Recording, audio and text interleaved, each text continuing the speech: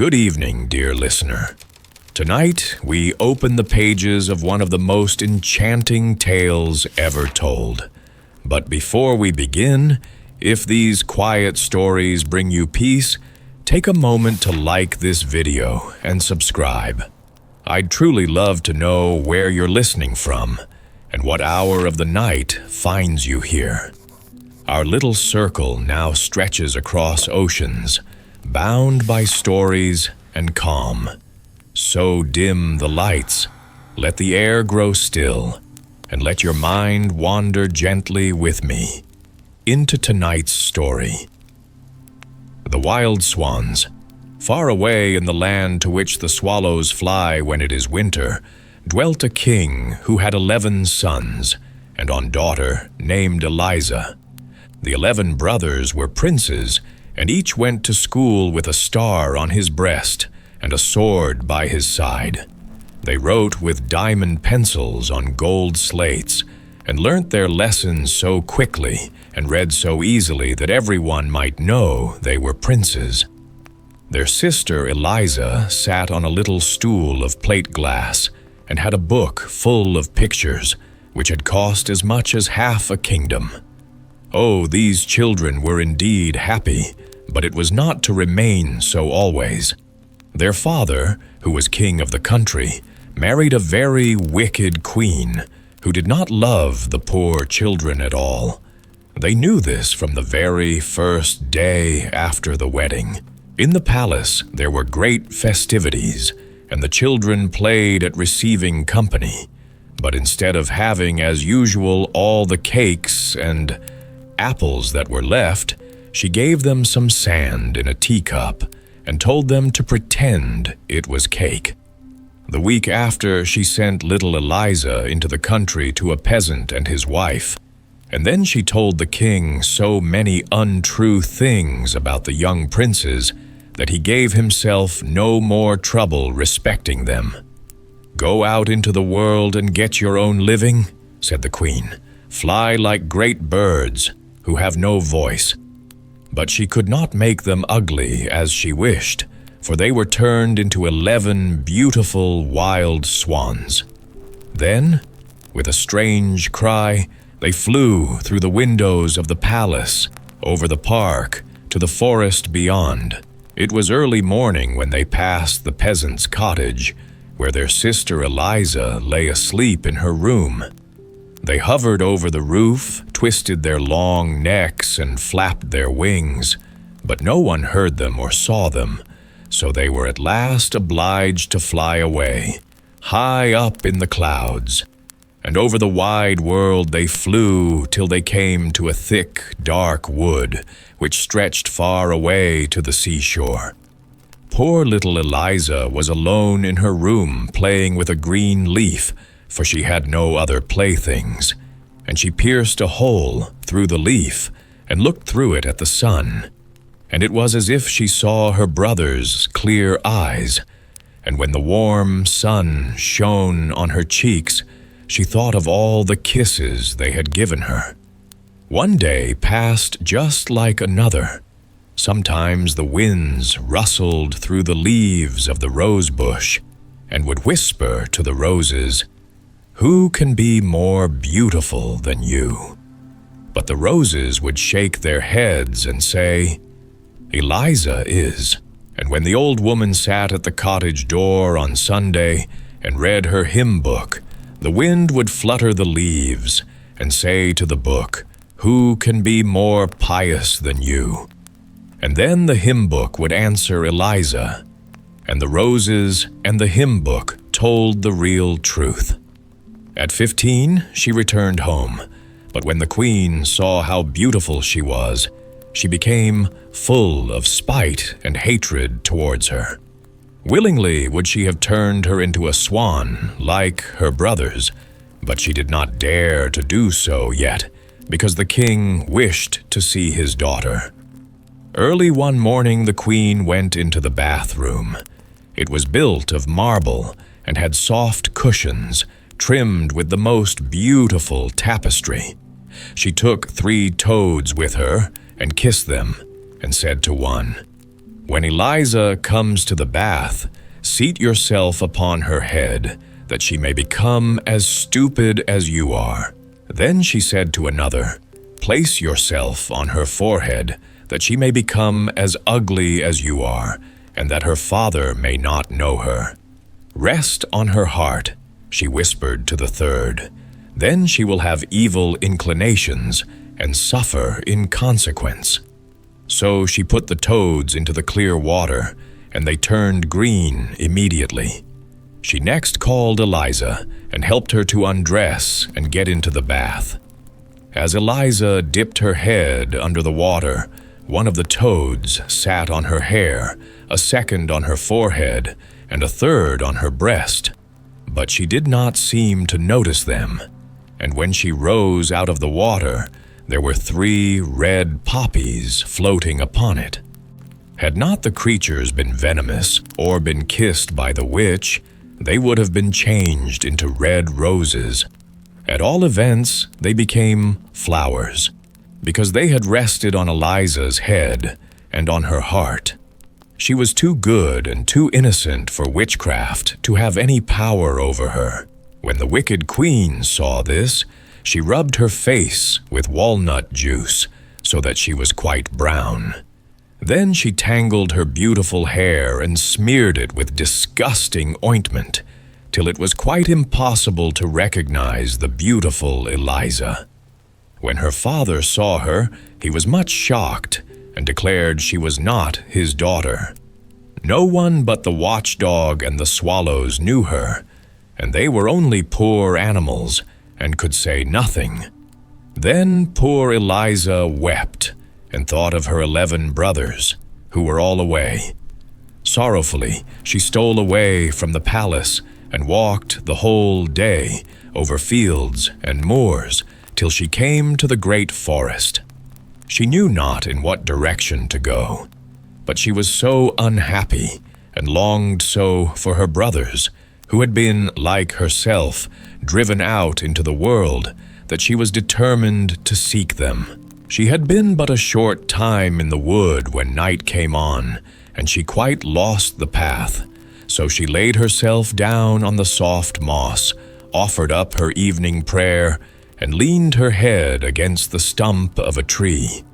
All nature was still, and the soft, mild air fanned her forehead. The light of hundreds of glowworms shone amidst the grass and the moss like green fire, and if she touched a twig with her hand, ever so lightly, the brilliant insects fell down around her like shooting stars. All night long she dreamt of her brothers. She and they were children again, playing together. She saw them writing with their diamond pencils on golden slates, while she looked at the beautiful picture book, which had cost half a kingdom.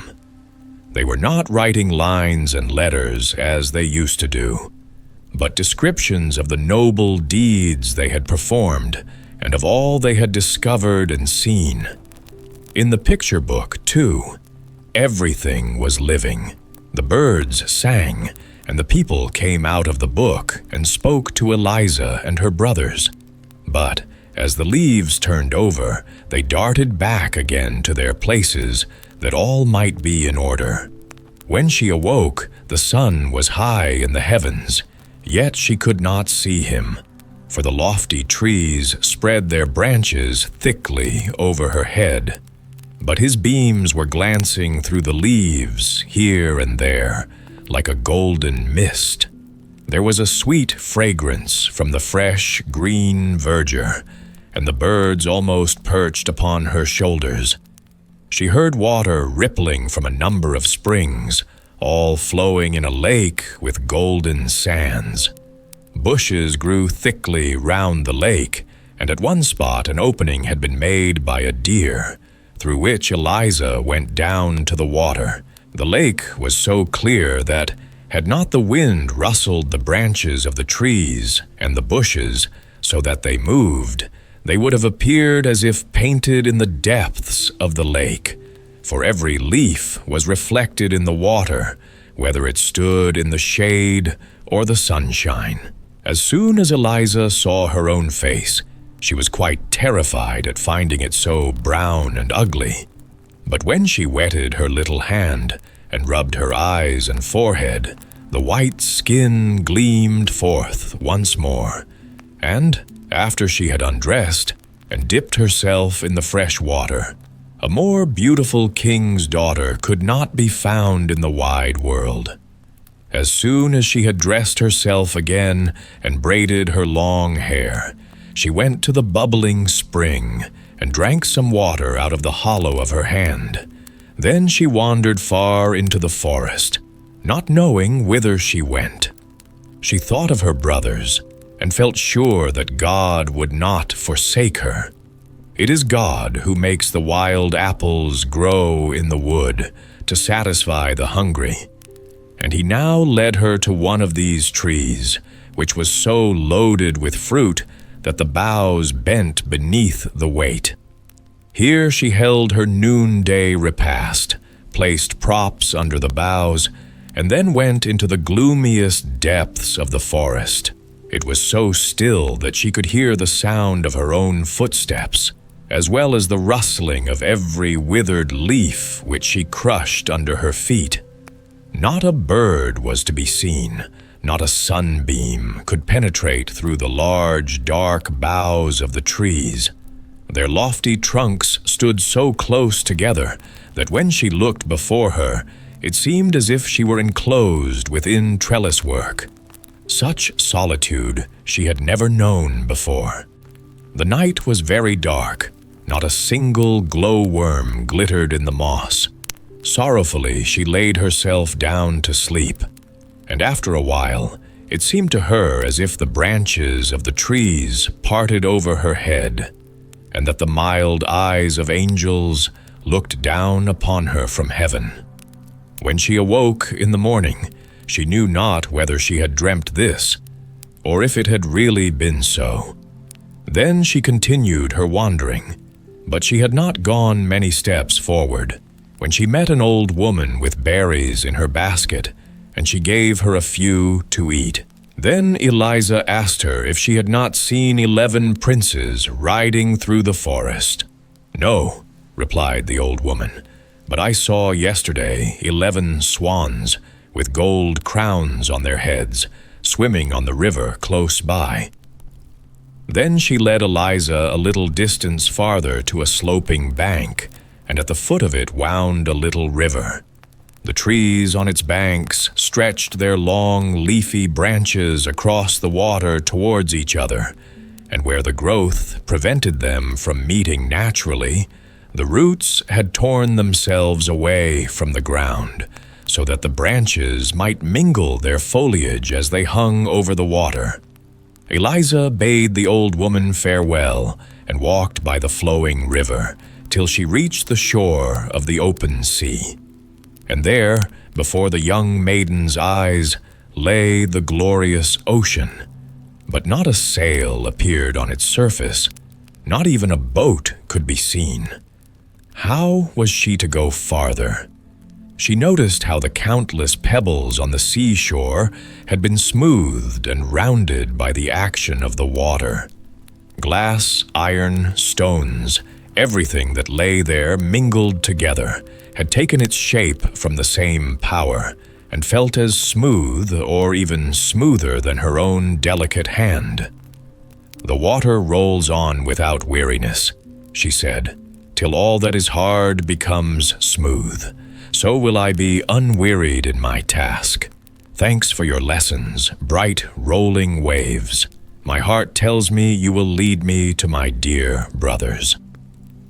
On the foam-covered seaweeds lay 11 white swan feathers, which she gathered up and placed together. Drops of water lay upon them.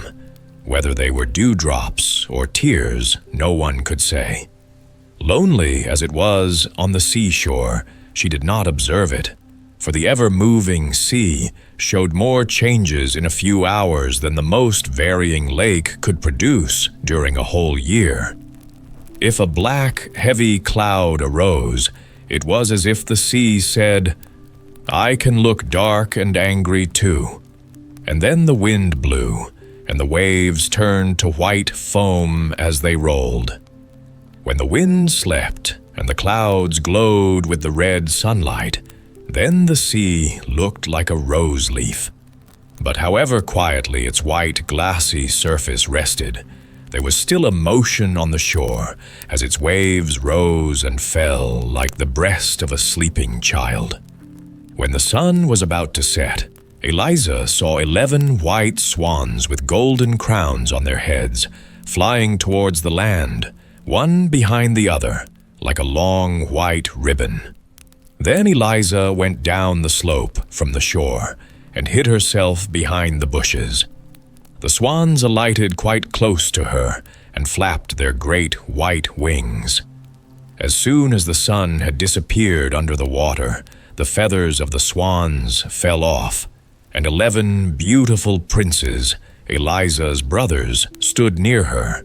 She uttered a loud cry, for although they were very much changed, she knew them immediately. She sprang into their arms and called them each by name. Then how happy the princes were at meeting their little sister again, for they recognized her, although she had grown so tall and beautiful.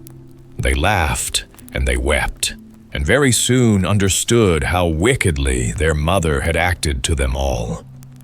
"We brothers," said the eldest, "fly about as wild swans, so long as the sun is in the sky. But as soon as it sinks behind the hills, we recover our human shape. Therefore must we always be near a resting place for our feet before sunset. For if we should be flying towards the clouds at the time we recovered our natural shape as men, we should sink deep into the sea. We do not dwell here, but in a land just as fair that lies beyond the ocean, which we have to cross for a long distance. There is no island in our passage upon which we could pass. The night, nothing but a little rock rising out of the sea, upon which we can scarcely stand with safety, even closely crowded together. If the sea is rough, the foam dashes over us, yet we thank God even for this rock. We have passed whole nights upon it, or we should never have reached our beloved fatherland, for our flight across the sea occupies 2 of the longest days in the year. We have permission to visit out home once in every year, and to remain 11 days, during which we fly across the forest to look once more at the palace where our father dwells, and where we were born, and at the church where our mother lies buried. Here it seems as if the very trees and bushes were related to us. The wild horses leap over the plains as we have seen them in our childhood. The charcoal burners sing the old songs to which we have danced as children.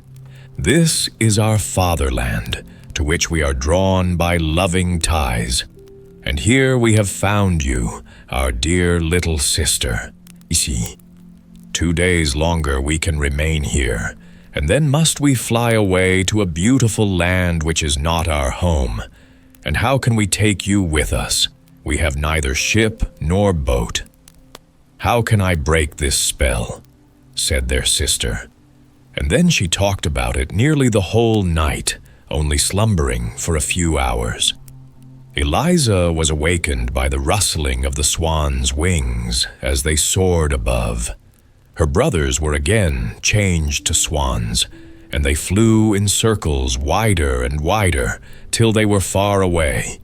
But one of them, the youngest swan, remained behind and laid his head in his sister's lap while she stroked his wings, and they remained together the whole day. Towards evening, the rest came back, and as the sun went down, they resumed their natural forms. "Tomorrow," said one, "we shall fly away, not to return again till a whole year has passed. But we cannot leave you here. Have you courage to go with us? My arm is strong enough to carry you through the wood. And will not all our wings be strong enough to fly with you over the sea?" "Yes, take me with you," said Eliza. Then they spent the whole night in weaving a net with the pliant willow and rushes. It was very large and strong. Eliza laid herself down on the net, and when the sun rose and her brothers again became wild swans, they took up the net with their beaks and flew up to the clouds with their dear sister, who still slept. The sunbeams fell on her face.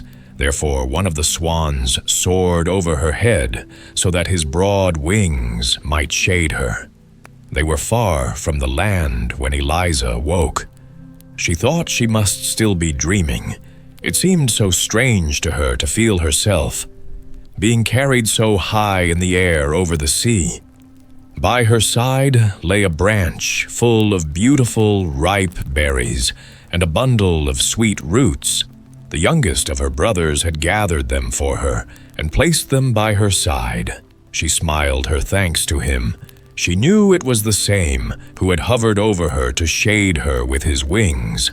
They were now so high that a large ship beneath them looked like a white seagull skimming the waves. A great cloud floating behind them appeared like a vast mountain, and upon it Eliza saw her own shadow and those of the 11 swans, looking gigantic in size. Altogether it formed a more beautiful picture than she had ever seen, but as the sun rose higher and the clouds were left behind, the shadowy picture vanished away. Onward the whole day they flew through the air like a winged arrow, yet more slowly than usual, for they had their sister to carry.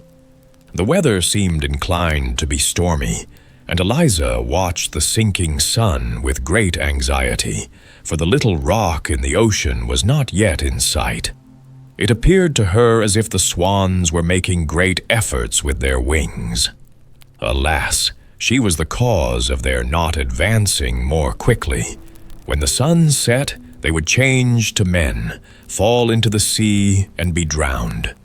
Then she offered a prayer from her inmost heart, but still no appearance of the rock.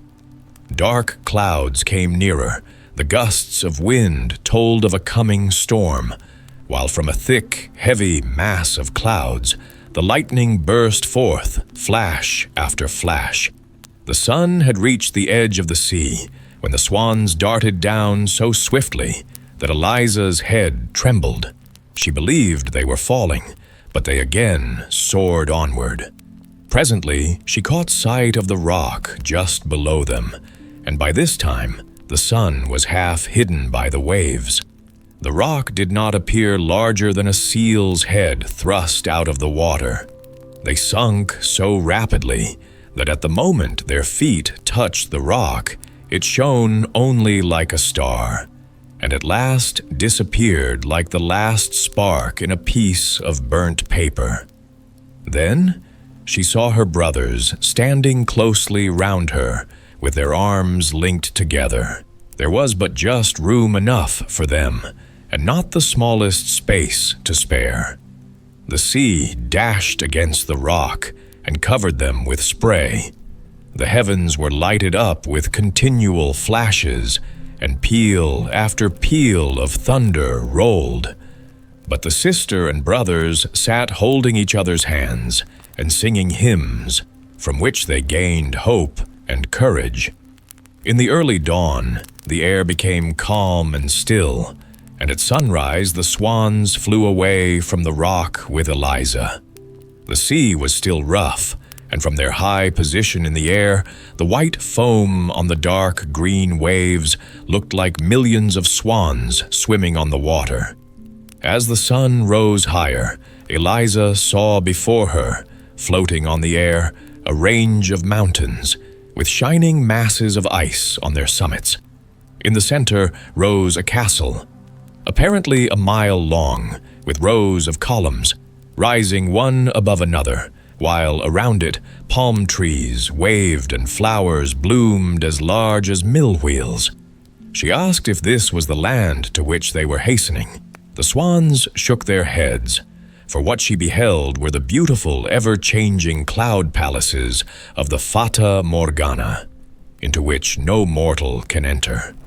Eliza was still gazing at the scene when mountains, forests, and castles melted away, and 20 stately churches rose in their stead, with high towers and pointed Gothic windows. Eliza even fancied she could hear the tones of the organ, but it was the music of the murmuring sea which she heard. As they drew nearer to the churches, they also changed into a fleet of ships which seemed to be sailing beneath her. But as she looked again, she found it was only a sea mist gliding over the ocean. So there continued to pass, before her eyes, a constant change of scene, till at last she saw the real land to which they were bound, with its blue mountains, its cedar forests, and its cities and palaces. Long before the sun went down, she sat on a rock in front of a large cave, on the floor of which the overgrown yet delicate green creeping plants looked like an embroidered carpet. "Now we shall expect to hear what you dream of tonight," said the youngest brother as he showed his sister her bedroom. "Heaven grant that I may dream how to save you," she replied.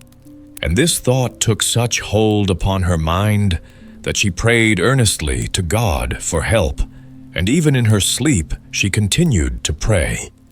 Then it appeared to her as if she were flying high in the air towards the cloudy palace of the Fata Morgana, and a fairy came out to meet her, radiant and beautiful in appearance, and yet very much like the old woman who had given her berries in the wood, and who had told her of the swans with golden crowns on their heads. "Your brothers can be released," said she, "if you have only courage and perseverance. True, water is softer than your own delicate hands, and yet it polishes stones into shapes. It feels no pain as your fingers would feel. It has no soul, and cannot suffer such agony and torment as you will have to endure. Do you see the stinging nettle which I hold in my hand? Quantities of the same sort grow round the cave in which you sleep, but none will be of any use to you unless they grow upon the graves in a churchyard. These you must gather, even while they burn blisters on your hands. Break them to pieces with your hands and feet, and they will become flax, from which you must spin and weave 11 coats with long sleeves. If these are then thrown over the 11 swans, the spell will be broken. But remember that from the moment you commence your task until it is finished, even should it occupy years of your life, you must not speak. The first word you utter will pierce through the hearts of your brothers like a deadly dagger. Their lives hang upon your tongue. Remember all I have told you." And as she finished speaking, she touched her hand lightly with the nettle, and a pain, as of burning fire, awoke Eliza. It was broad daylight, and close by where she had been sleeping lay a nettle, like the one she had seen in her dream. She fell on her knees and offered her thanks to God. Then she went forth from the cave to begin her work with her delicate hands. She groped in amongst the ugly nettles, which burnt great blisters on her hands and arms, but she determined to bear it gladly if she could only release her dear brothers. So she bruised the nettles with her bare feet and spun the flax. At sunset, her brothers returned and were very much frightened when they found her dumb. They believed it to be some new sorcery of their wicked stepmother. But when they saw her hands, they understood what she was doing on their behalf, and the youngest brother wept, and where his tears fell, the pain ceased, and the burning blisters vanished. She kept to her work all night, for she could not rest till she had released her dear brothers. During the whole of the following day, while her brothers were absent, she sat in solitude, but never before had the time flown so quickly. One coat was already finished, and she had begun the second, when she heard the huntsman's horn and was struck with fear. The sound came nearer and nearer. She heard the dogs barking and fled with terror into the cave. She hastily bound together the nettles she had gathered into a bundle and sat upon them. Immediately, a great dog came bounding towards her out of the ravine, and then another and another. They barked loudly, ran back, and then came again. In a very few minutes, all the huntsmen stood before the cave, and the handsomest of them was the king of the country. He advanced towards her, for he had never seen a more beautiful maiden. "How did you come here, my sweet child?" he asked. But Eliza shook her head. She dared not speak at the cost of her brothers' lives, and she hid her hands under her apron so that the king might not see how she must be suffering. "Come with me," he said. "Here you cannot remain. If you are as good as you are beautiful, I will dress you in silk and velvet. I will place a golden crown upon your head, and you shall dwell and rule and make your home in my richest castle." And then he lifted her on his horse. She wept and wrung her hands, but the king said, "I wish only for your happiness. A time will come when you will thank me for this." And then he galloped away over the mountains, holding her before him on this horse, and the hunters followed behind them. As the sun went down, they approached a fair royal city with churches and cupolas. On arriving at the castle, the king led her into marble halls, where large fountains played, and where the walls and the ceilings were covered with rich paintings.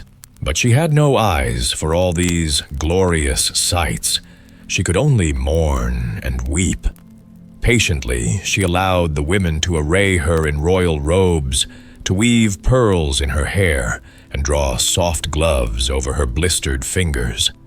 As she stood before them in all her rich dress, she looked so dazzlingly beautiful that the court bowed low in her presence. Then the king declared his intention of making her his bride, but the archbishop shook his head and whispered that the fair young maiden was only a witch who had blinded the king's eyes and bewitched his heart. But the king would not listen to this. He ordered the music to sound, the daintiest dishes to be served, and the loveliest maidens to dance. Afterwards he led her through fragrant gardens and lofty halls, but not a smile appeared on her lips or sparkled in her eyes. She looked the very picture of grief. Then the king opened the door of a little chamber in which she was to sleep. It was adorned with rich green tapestry and resembled the cave in which he had found her. On the floor lay the bundle of flax which she had spun from the nettles, and under the ceiling hung the coat she had made. These things had been brought away from the cave as curiosities by one of the huntsmen. "Here you can dream yourself back again in the old home in the cave," said the king. "Here is the work with which you employed yourself. It will amuse you now in the midst of all this splendor to think of that time." When Eliza saw all these things which lay so near her heart, a smile played around her mouth, and the crimson blood rushed to her cheeks. She thought of her brothers, and their release made her so joyful that she kissed the king's hand. Then he pressed her to his heart.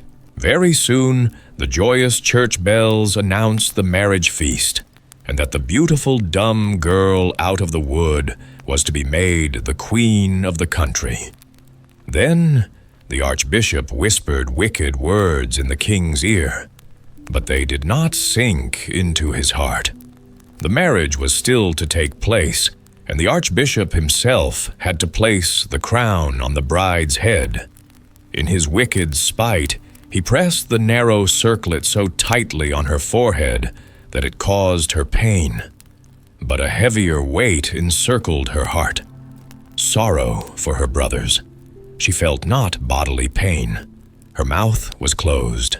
A single word would cost the lives of her brothers. But she loved the kind, handsome king who did everything to make her happy more and more each day. She loved him with all her heart, and her eyes beamed with the love she dared not speak. Oh, if she had only been able to confide in him and tell him of her grief. But dumb she must remain till her task was finished. Therefore, at night, she crept away into her little chamber, which had been decked out to look like the cave, and quickly wove one coat after another. But when she began the 7th, she found she had no more flax. She knew that the nettles she wanted to use grew in the churchyard, and that she must pluck them herself. How should she get out there? Oh, what is the pain in my fingers to the torment which my heart endures? Said she. I must venture. I shall not be denied help from heaven. Then, with a trembling heart, as if she were about to perform a wicked deed, she crept into the garden in the broad moonlight, and passed through the narrow walks and the deserted streets till she reached the churchyard. Then she saw on one of the broad tombstones a group of ghouls. These hideous creatures took off their rags, as if they intended to bathe, and then, clawing open the fresh graves with their long, skinny fingers, pulled out the dead bodies and ate the flesh. Eliza had to pass close by them, and they fixed their wicked glances upon her. But she prayed silently, gathered the burning nettles, and carried them home with her to the castle. One person only had seen her, and that was the archbishop. He was awake while everybody was asleep. Now he thought his opinion was evidently correct. All was not right with the queen. She was a witch, and had bewitched the king and all the people.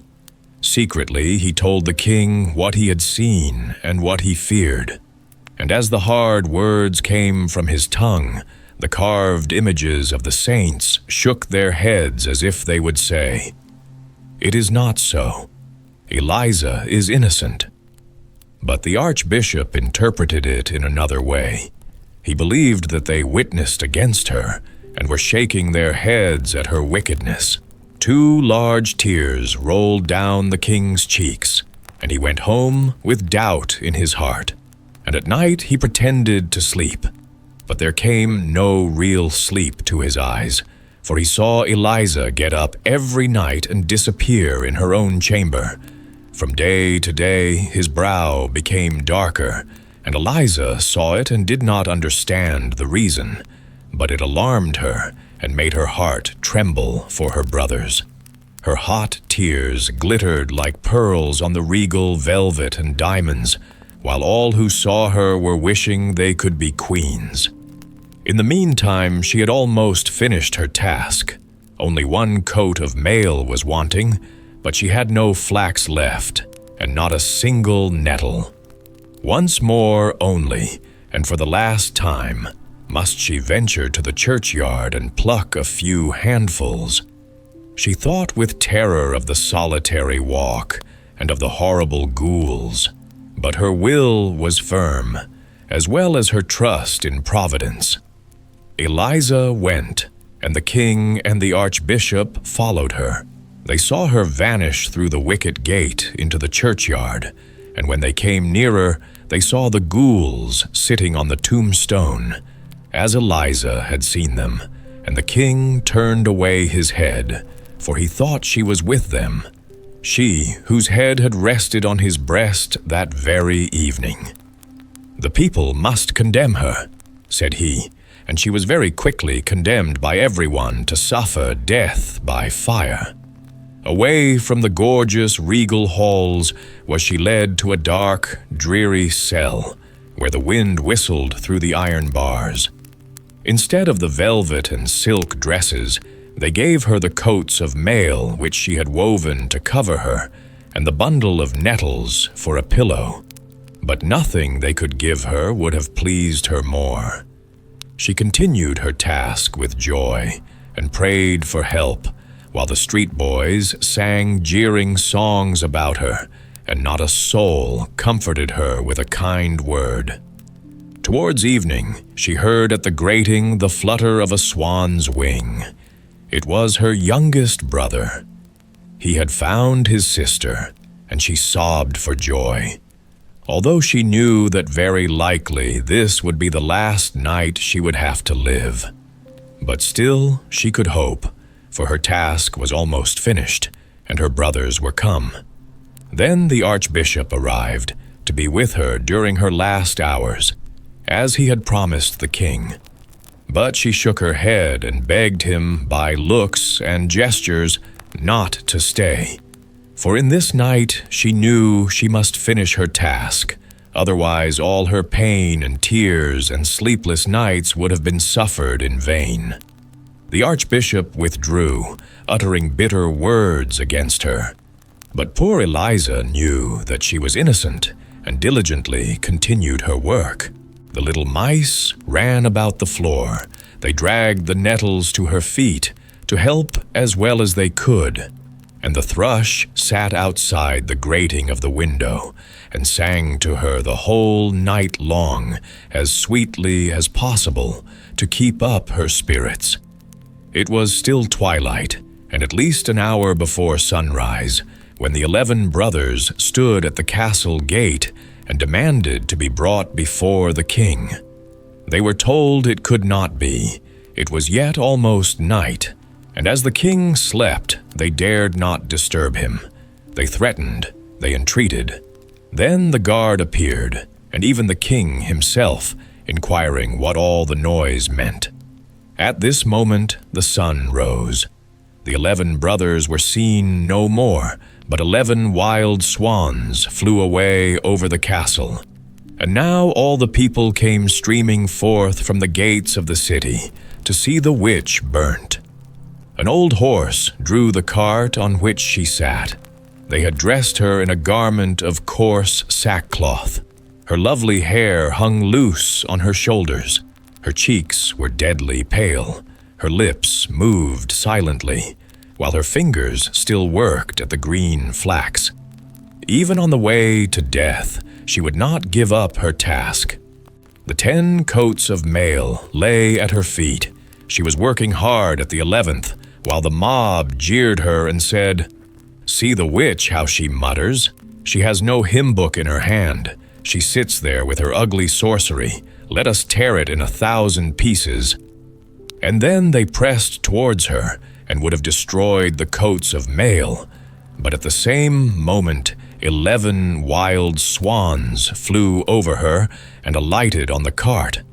Then they flapped their large wings, and the crowd drew on one side in alarm. "It is a sign from heaven that she is innocent," whispered many of them, but they ventured not to say it aloud.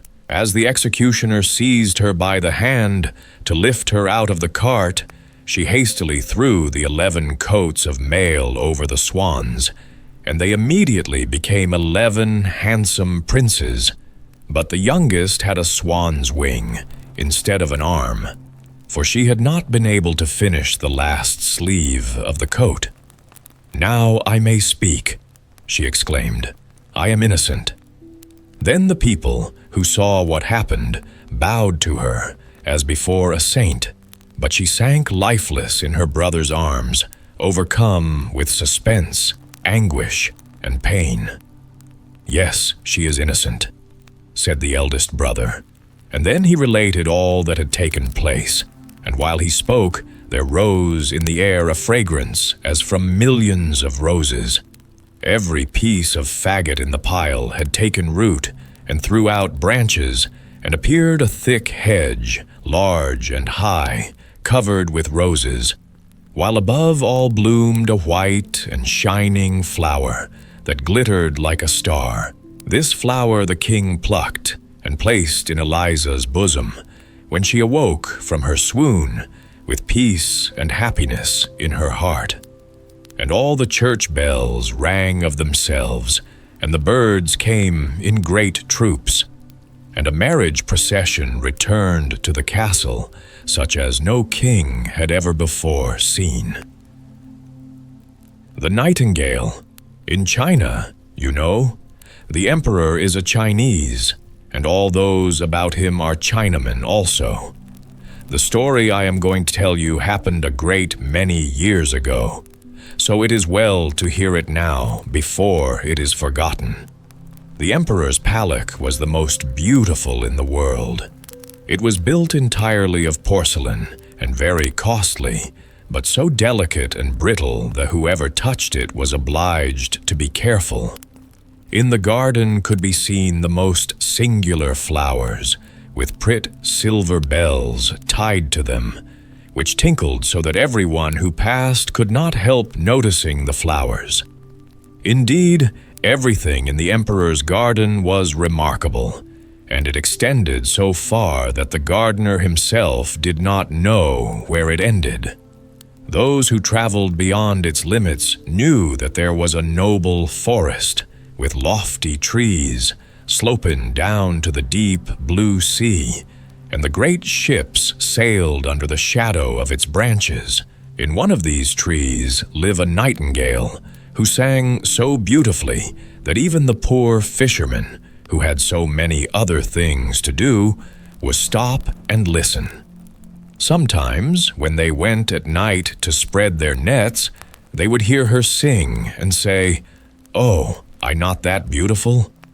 But when they returned to their fishing, they forgot the bird until the next night. Then they would hear it again and exclaim, "Oh, how beautiful is the nightingale's song!" Travelers from every country in the world came to the city of the emperor, which they admired very much, as well as the palace and gardens. But when they heard the nightingale, they all declared it to be the best of all. And the travelers, on their return home, related what they had seen, and learned men wrote books containing descriptions of the town, the palace, and the gardens. But they did not forget the nightingale, which was really the greatest wonder, and those who could write poetry composed beautiful verses about the nightingale, who lived in a forest near the deep sea. The books traveled all over the world, and some of them came into the hands of the emperor. And he sat in his golden chair, and, as he read, he nodded his approval every moment, for it pleased him to find such a beautiful description of his city, his palace, and his gardens. But when he came to the words, "The nightingale is the most beautiful of all," he exclaimed, "What is this? I know nothing of any nightingale. Is there such a bird in my empire, and even in my garden? I have never heard of it. Something, it appears, may be learnt from books." Then he called one of his lords-in-waiting, who was so high-bred that when any in an inferior rank to himself spoke to him or asked him a question, he would answer, "Pooh," which means nothing. "There is a very wonderful bird mentioned here, called a nightingale," said the emperor. "They say it is the best thing in my large kingdom. Why have I not been told of it?" "I have never heard the name," replied the cavalier. "She has not been presented at court." "It is my pleasure that she shall appear this evening," said the emperor. "The whole world knows what I possess better than I do myself." "I have never heard of her," said the cavalier, "yet I will endeavor to find her." But where was the nightingale to be found? The nobleman went upstairs and down, through halls and passages, yet none of those whom he met had heard of the bird. So he returned to the emperor and said that it must be a fable invented by those who had written the book. "Your imperial majesty," said he, cannot believe everything contained in books. Sometimes they are only fiction, or what is called the black art. But the book in which I have read this account, said the emperor, was sent to me by the great and mighty Emperor of Japan, and therefore it cannot contain a falsehood. I will hear the nightingale. She must be here this evening. She has my highest favor. And if she does not come, the whole court shall be trampled upon after supper is ended. Tsingpe decried the lord-in-waiting, and again he ran up and down stairs, through all the halls and corridors, and half the court ran with him, for they did not like the idea of being trampled upon. There was a great inquiry about this wonderful nightingale, whom all the world knew, but who was unknown to the court. At last they met with a poor little girl in the kitchen, who said, "Oh yes, I know the nightingale quite well. Indeed, she can sing. Every evening I have permission to take home to my poor sick mother the scraps from the table. She lives down by the seashore, and as I come back I feel tired, and I sit down in the wood to rest and listen to the nightingale's song. Then the tears come into my eyes, and it is just as if my mother kissed me. Little maiden," said the lord-in-waiting, "I will obtain for you constant employment in the kitchen, and you shall have permission to see the emperor dine, if you will lead us to the nightingale, for she is invited for this evening to the palace." So she went into the wood where the nightingale sang, and half the court followed her. As they went along, a cow began lowing. "Oh," said a young courtier, "now we have found her. What wonderful power for such a small creature. I have certainly heard it before." "No, that is only a cow lowing," said the little girl. "We are a long way from the place yet." Then some frogs began to croak in the marsh. "Beautiful," said the young courtier again. "Now I hear it, tinkling like little church bells." "No, those are frogs," said the little maiden, "but I think we shall soon hear her now." And presently the nightingale began to sing. "Hark, hark, there she is," said the girl, "and there she sits," she added, pointing to a little gray bird who was perched on a bough. "Is it possible?" said the lord-in-waiting. "I never imagined it would be a little, plain, simple thing like that. She has certainly changed color at seeing so many grand people around her." "Little nightingale," cried the girl, raising her voice, "our most gracious emperor wishes you to sing before him." "With the greatest pleasure," said the nightingale, and began to sing most delightfully. "It sounds like tiny glass bells," said the lord-in-waiting, "and see how her little throat works. It is surprising that we have never heard this before. She will be a great success at court." "Shall I sing once more before the emperor?" asked the nightingale, who thought he was present. "My excellent little nightingale," said the courtier, "I have the great pleasure of inviting you to a court festival this evening, where you will gain imperial favor by your charming song." "My song sounds best in the green wood," said the bird, but still she came willingly when she heard the emperor's wish. The palace was elegantly decorated for the occasion. The walls and floors of porcelain glittered in the light of 1,000 lamps. Beautiful flowers, round which little bells were tied, stood in the corridors.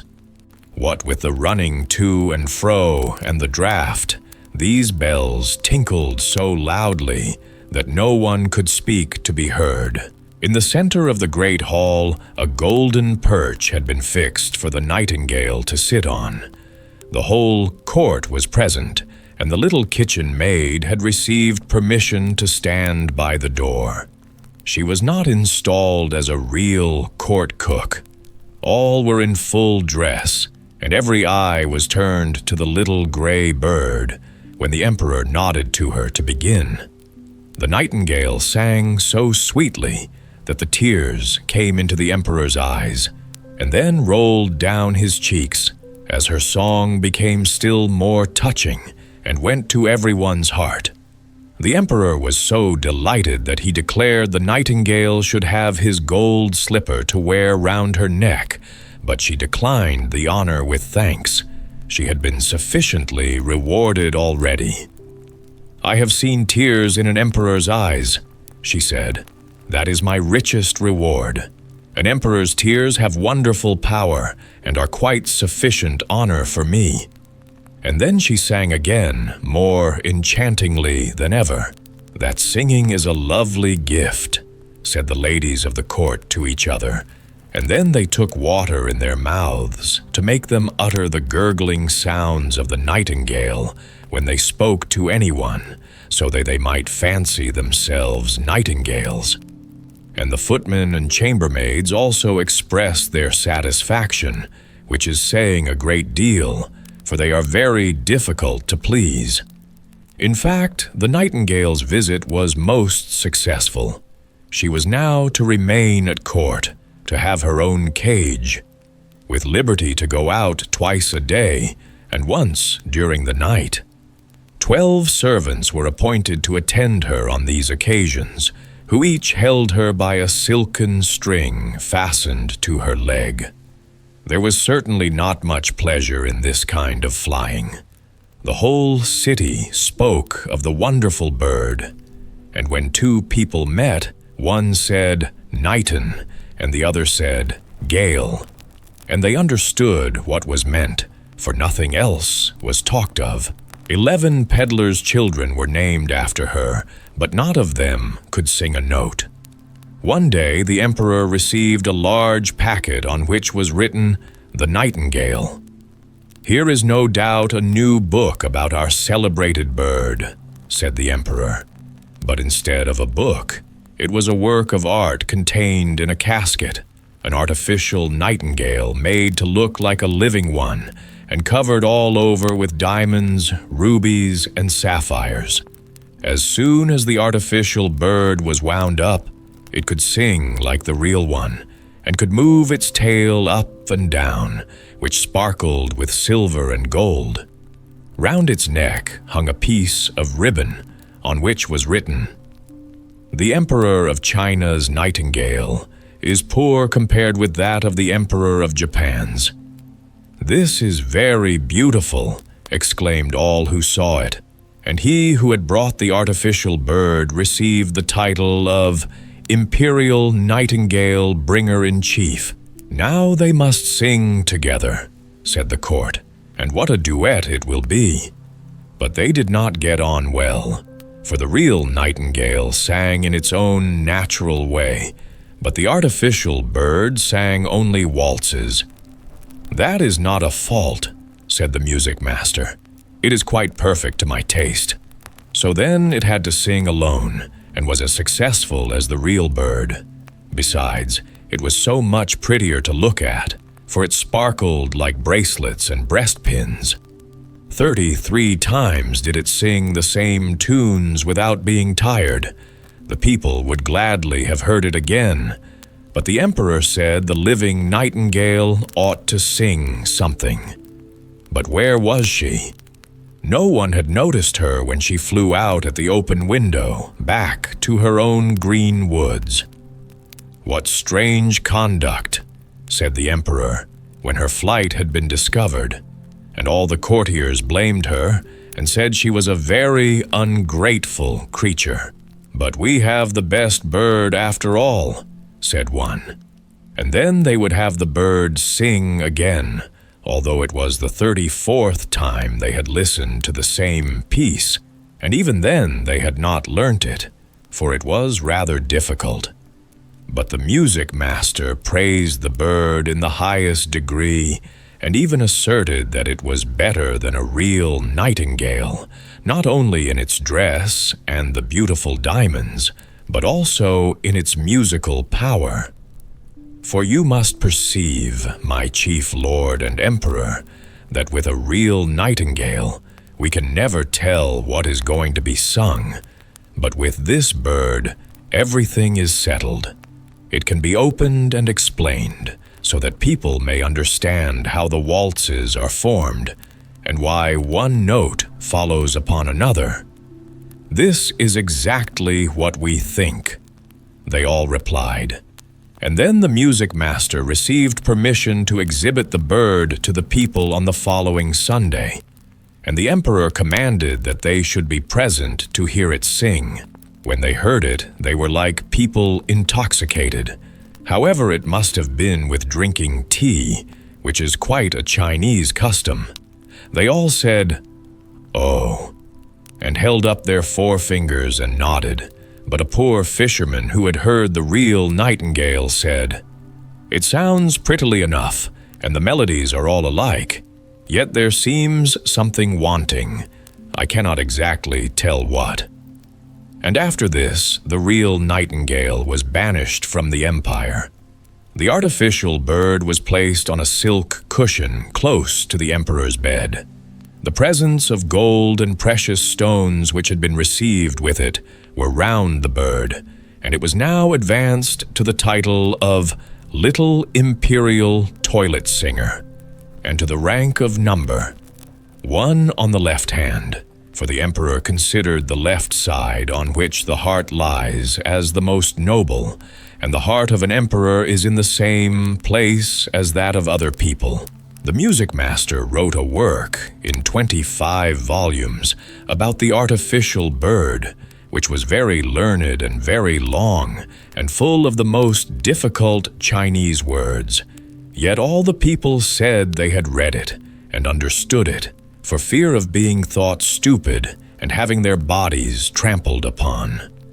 So, a year passed, and the emperor, the court, and all the other Chinese knew every little turn in the artificial bird's song, and for that same reason, it pleased them better. They could sing with the bird, which they often did. The street boys sang "Zee, zee, zee, cluck, cluck, cluck," and the emperor himself could sing it also. It was really most amusing. One evening, when the artificial bird was singing its best, and the emperor lay in bed listening to it, something inside the bird sounded whiz. Then a spring cracked. Whir-r-r went all the wheels running round, and then the music stopped. The emperor immediately sprang out of bed and called for his physician, but what could he do? Then they sent for a watchmaker, and, after a great deal of talking and examination, the bird was put into something like order, but he said that it must be used very carefully, as the barrels were worn, and it would be impossible to put in new ones without injuring the music.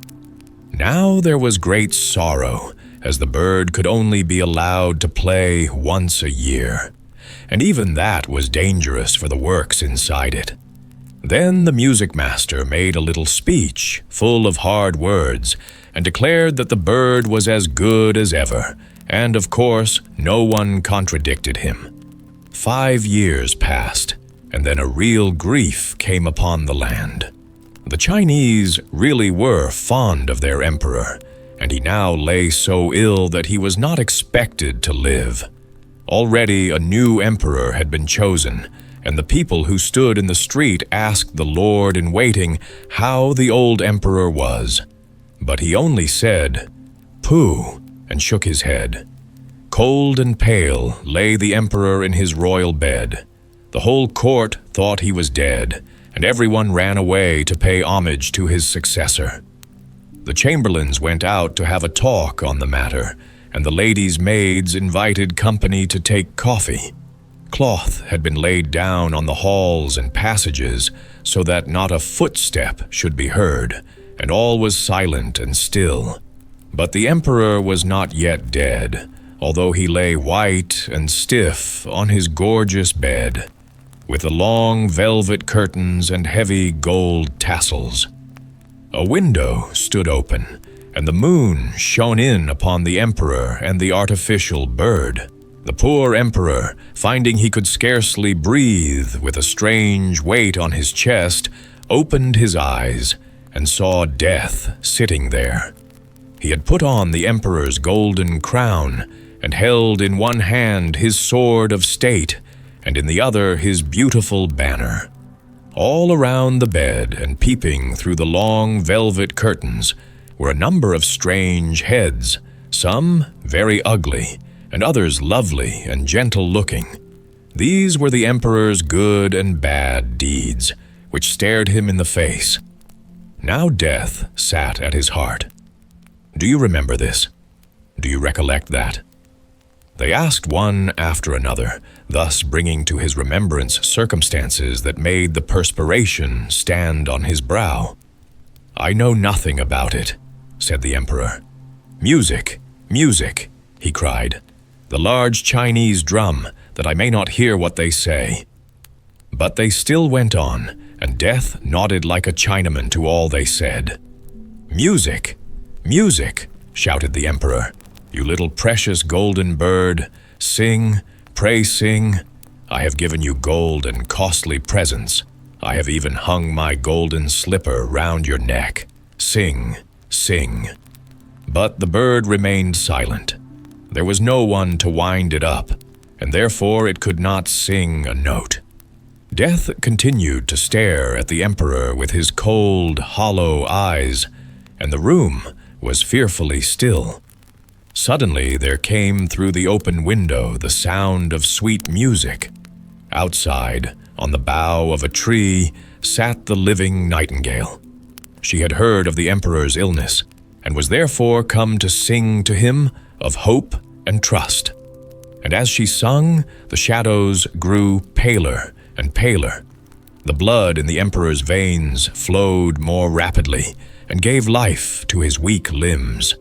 And even Death himself listened and said, "Go on, little nightingale, go on. Then will you give me the beautiful golden sword and that rich banner? And will you give me the emperor's crown?" Said the bird. So Death gave up each of these treasures for a song, and the nightingale continued her singing. She sung of the quiet churchyard, where the white roses grow, where the elder tree wafts its perfume on the breeze, and the fresh, sweet grass is moistened by the mourner's tears. Then Death longed to go and see his garden, and floated out through the window in the form of a cold, white mist. "Thanks, thanks, you heavenly little bird. I know you well. I banished you from my kingdom once, and yet you have charmed away the evil faces from my bed, and banished death from my heart with your sweet song. How can I reward you?" "You have already rewarded me," said the nightingale. "I shall never forget that I drew tears from your eyes the first time I sang to you. These are the jewels that rejoice a singer's heart. But now, sleep, and grow strong and well again. I will sing to you again." And as she sung, the emperor fell into a sweet sleep, and how mild and refreshing that slumber was. When he awoke, strengthened and restored, the sun shone brightly through the window, but not one of his servants had returned. They all believed he was dead. Only the nightingale still sat beside him and sang.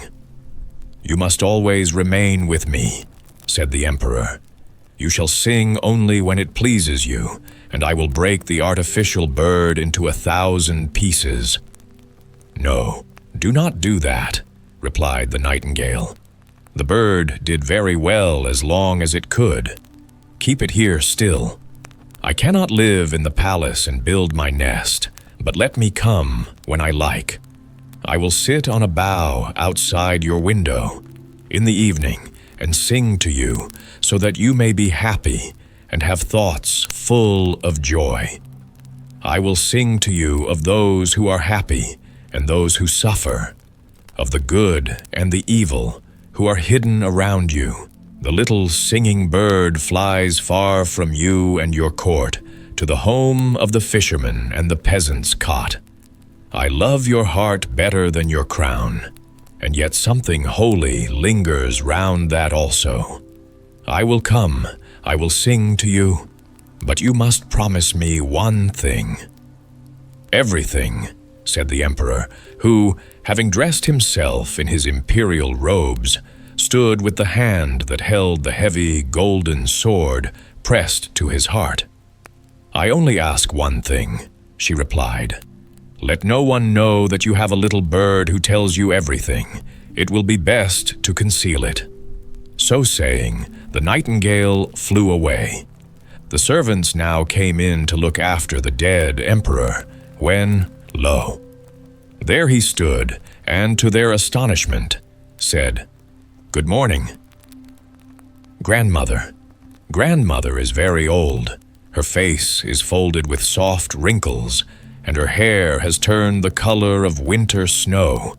Yet when you look into her eyes, you see something eternal there.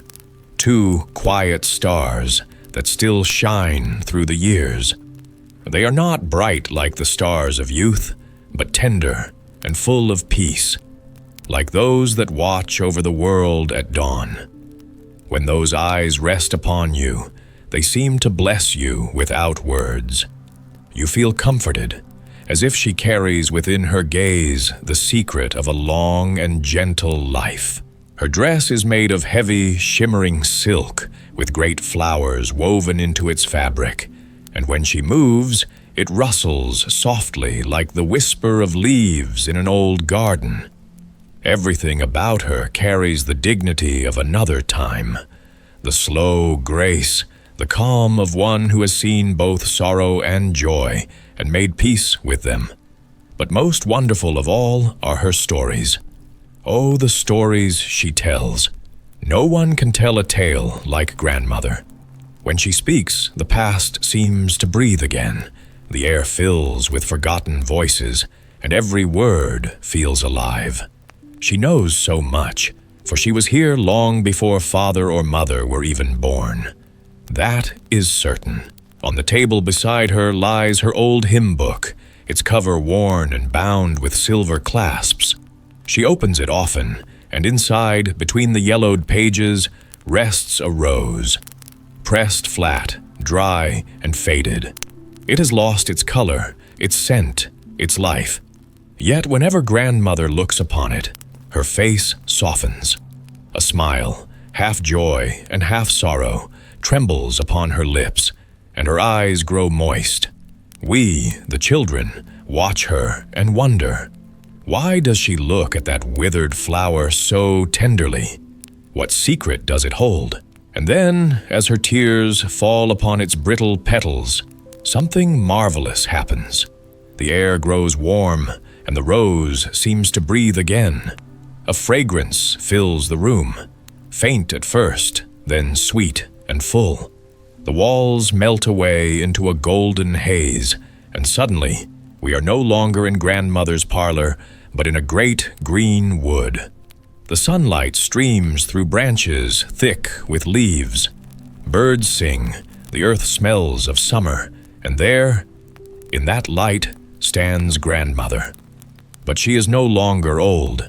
She is a young maiden, radiant and fair, her cheeks fresh as morning roses, her hair bright and curling, her step light as laughter.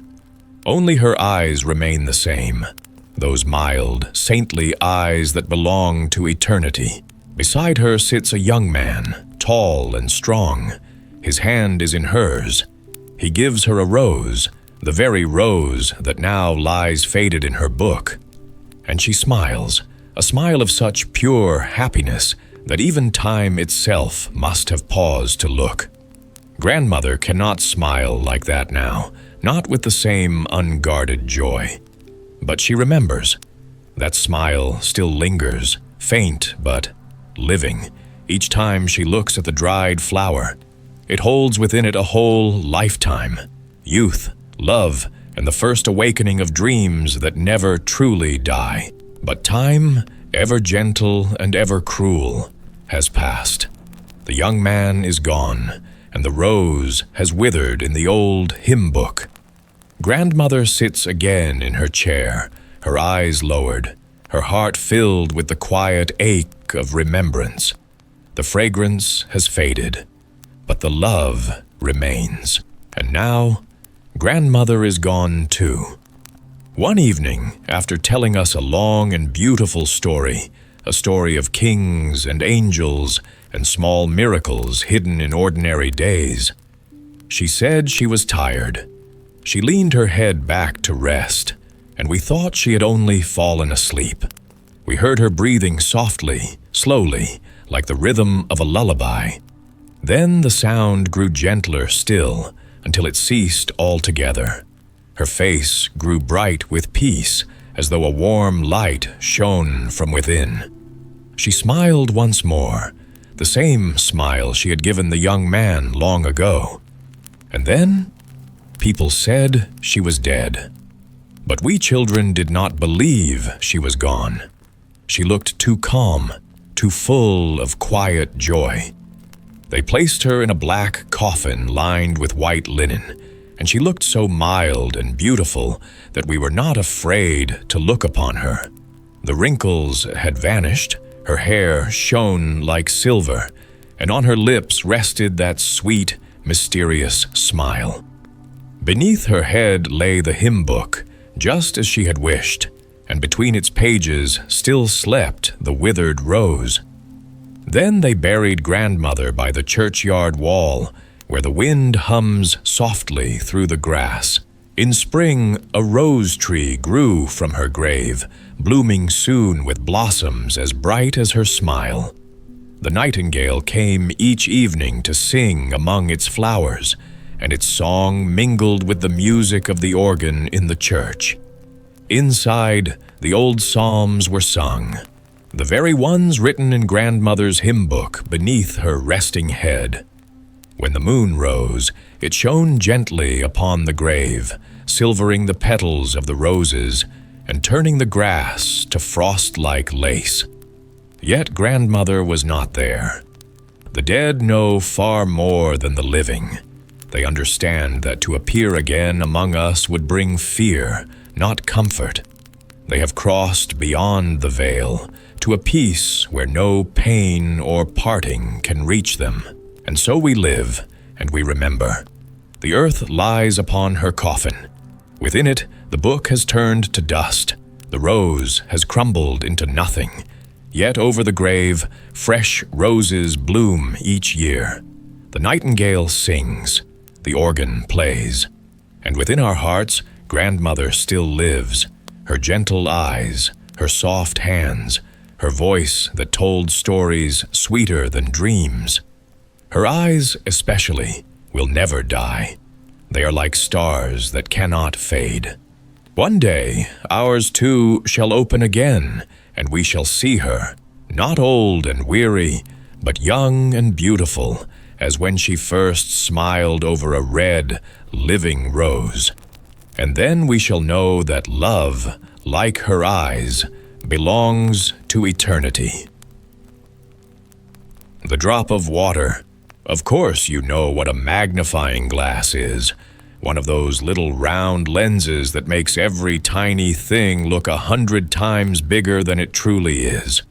Through it, a crumb becomes a mountain, a hair, a tree trunk, and a drop of pond water, a whole universe.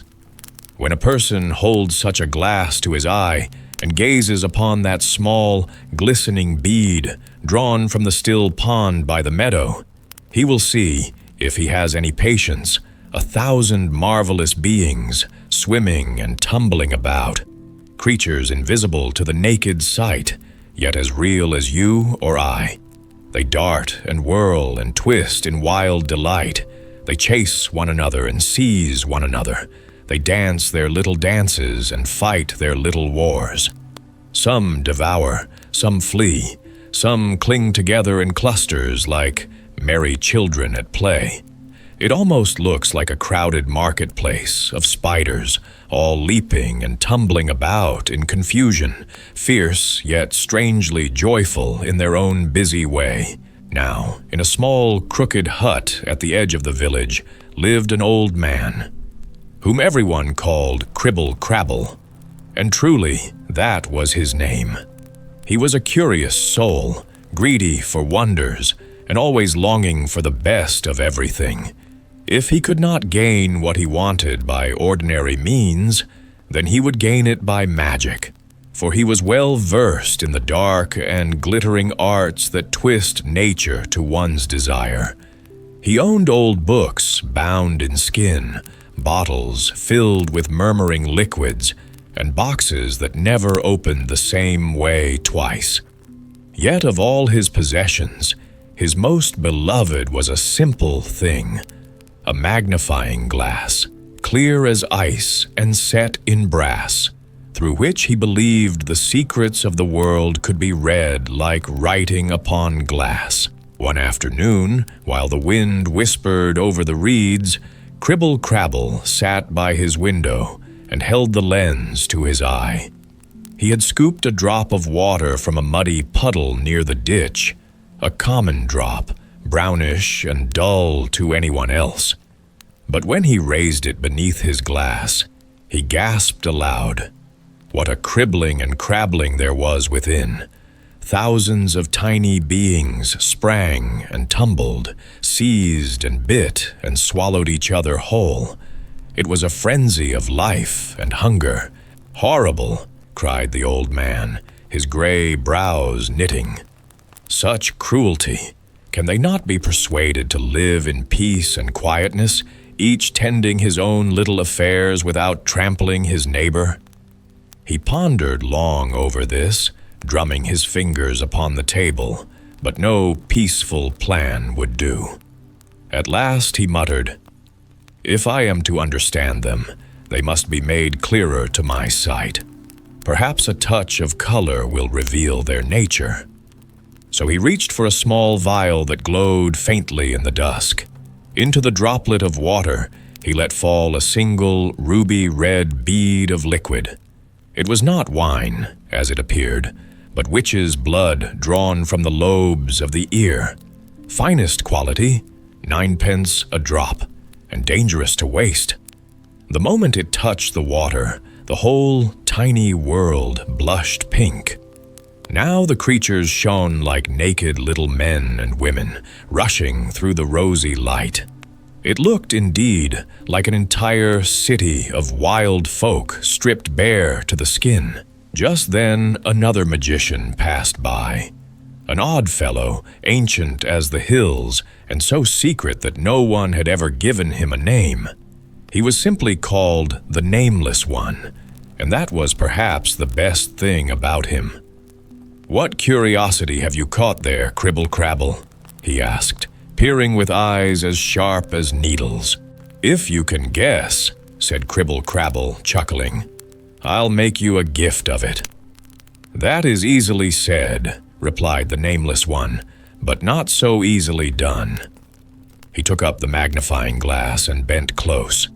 Through the lens he saw what seemed to be a vast city, alive with countless naked beings.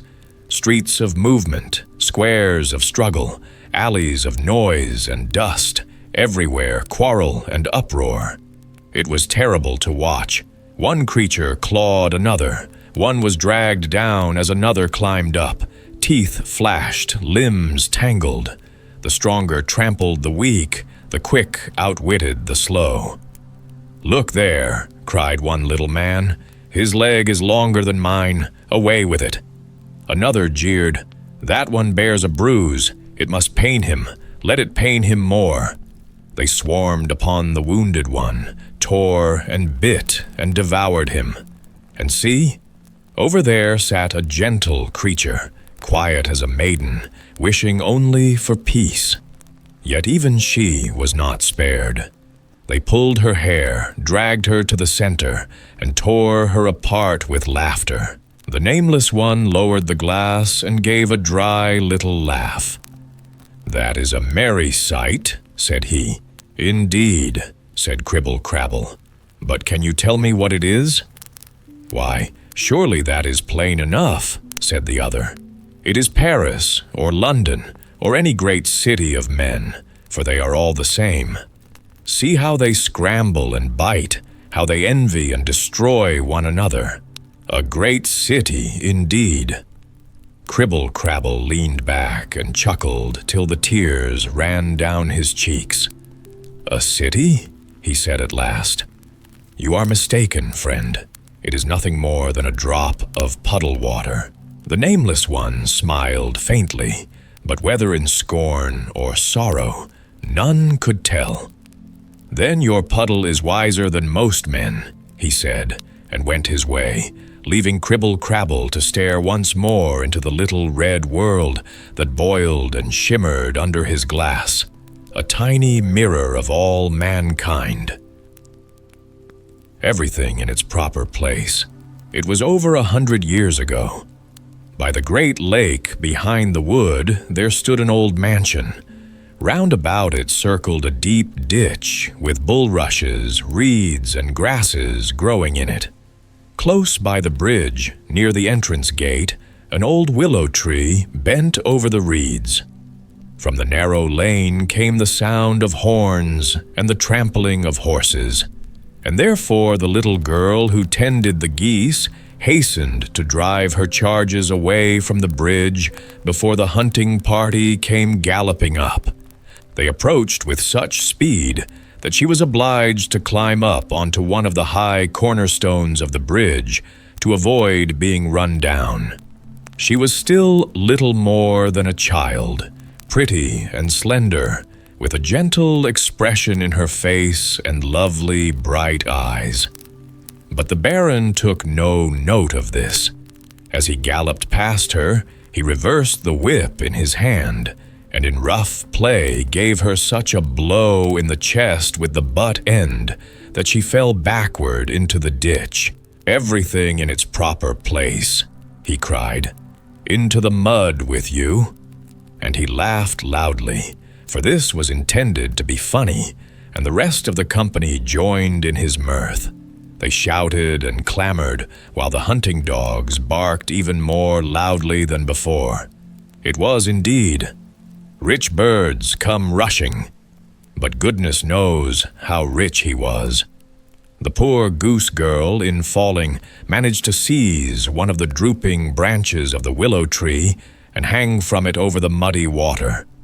As soon as the company and the dogs had disappeared through the castle gate, she tried to climb up again, but the branch broke off at the top, and she would have fallen into the reeds if, at that moment, a strong hand had not caught her from above. It was a peddler who from a little distance away had seen what had happened and had hurried up to give aid. "Everything in its proper place," he said, mocking the Baron, and pulled her up to the dry ground. He put the tree branch back to the place from which it had broken, but everything in its place cannot always be managed, and so he thrust it into the soft ground. "Grow, if you can, until you can furnish a good flute for them up yonder," he said.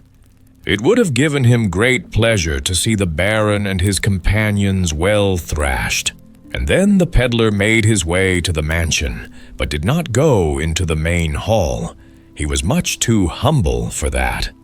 He went instead to the servants' quarters, and the men and maids looked over his stock of goods and bargained with him.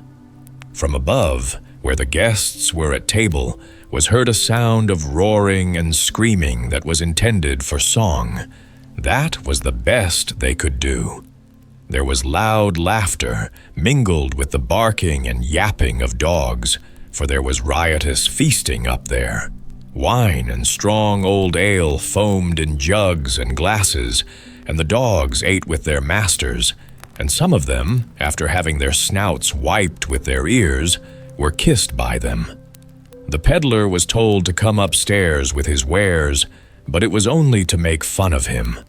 The wine had mounted into their heads and the sense had flown out. They insisted that the peddler drink with them, but, so that he would have to drink quickly, they poured his beer into a stocking. This was considered a great joke and caused more gales of laughter. And then entire farms, complete with oxen and peasants, were staked on a single card, and lost and won. "Everything in its proper place," said the peddler thankfully, when he had finally escaped from what he called the Sodom and Gomorrah up there. "The open road is my proper place," he said. "I didn't feel at all happy up there." And the little goose girl nodded kindly to him as he walked by the pasture gate. Days passed, and weeks passed, and the willow branch that the peddler had thrust into the ground beside the water ditch remained fresh and green, and even put forth new shoots. The little goose girl saw that it must have taken root, and she was very happy about it. This was her tree, she thought. Yes, the tree flourished, but everything else at the mansion went to seed, what with feasting and gambling.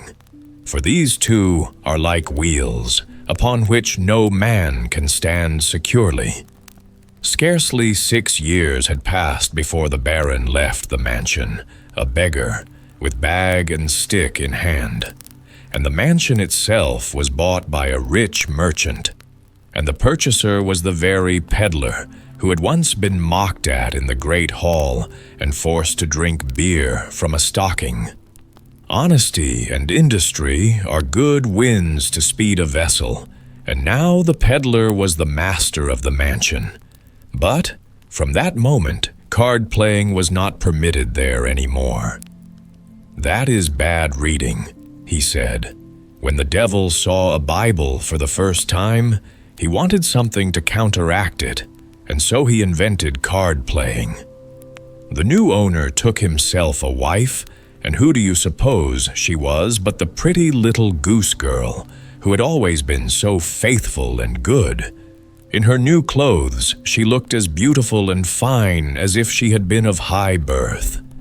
How did all this happen? Well, that is too long a story to tell you in these busy times, but it really did happen, and the most important part of the story is still to come. It was pleasant and cheerful to live in the old mansion. The mother managed the household affairs, and the father superintended the estate, and blessings seemed to rain down on the home. For where there is rectitude, prosperity is sure to follow. The old house was cleaned and repainted, ditches were cleared, and new fruit trees were planted. The floors were as polished as a draft board, and everything wore a bright, cheerful look. In the large hall the lady sat in the winter evenings, with all her maids spinning woolen and linen yarn, and every Sunday evening there was a reading from the Bible by the Counselor of Justice himself. In his old age, the peddler had achieved this title. There were children, and as they grew up, they received the best possible education, although all were not equally gifted, just as it is in all families. But the willow branch outside had grown to be a big, splendid tree, which stood free and undisturbed. "That is our family tree," the old people said, and they explained to all the children, even those who were not very bright, that the tree was to be honored and respected. So 100 years rolled by. Now it was our own time. The lake had grown into a marsh, and the old mansion had almost disappeared. A long, narrow pool of water near the remains of a stone wall was all that was left of the deep ditch. Yet here still stood a magnificent old willow tree with drooping branches. It was the family tree, and it showed how beautiful a tree may be if left to itself. To be sure, the main trunk was split from root to crown, and storms had given it a little twist, but it still stood firmly. From every cleft and crack into which the winds had carried soil, grasses and flowers had sprung forth, especially near the top, where the great branches separated. There a sort of a small hanging garden had been formed of wild raspberries, and chickweed, and even a little serviceberry tree had taken root and stood slender and graceful in the midst of the old tree, which reflected itself in the dark water when the wind had driven all the duckweed into a corner of the pool. A narrow path, which led across the fields, passed close by the old tree. High on the hill near the forest, with a splendid view in every direction, stood the new mansion, large and magnificent, the glass of its windows so clear and transparent that there seemed to be no panes there at all. The stately flight of steps that led up to the entrance looked like a bower covered with roses and broad-leaved plants. The lawn was as freshly and vividly green as if each separate blade of grass were washed mornings and evenings.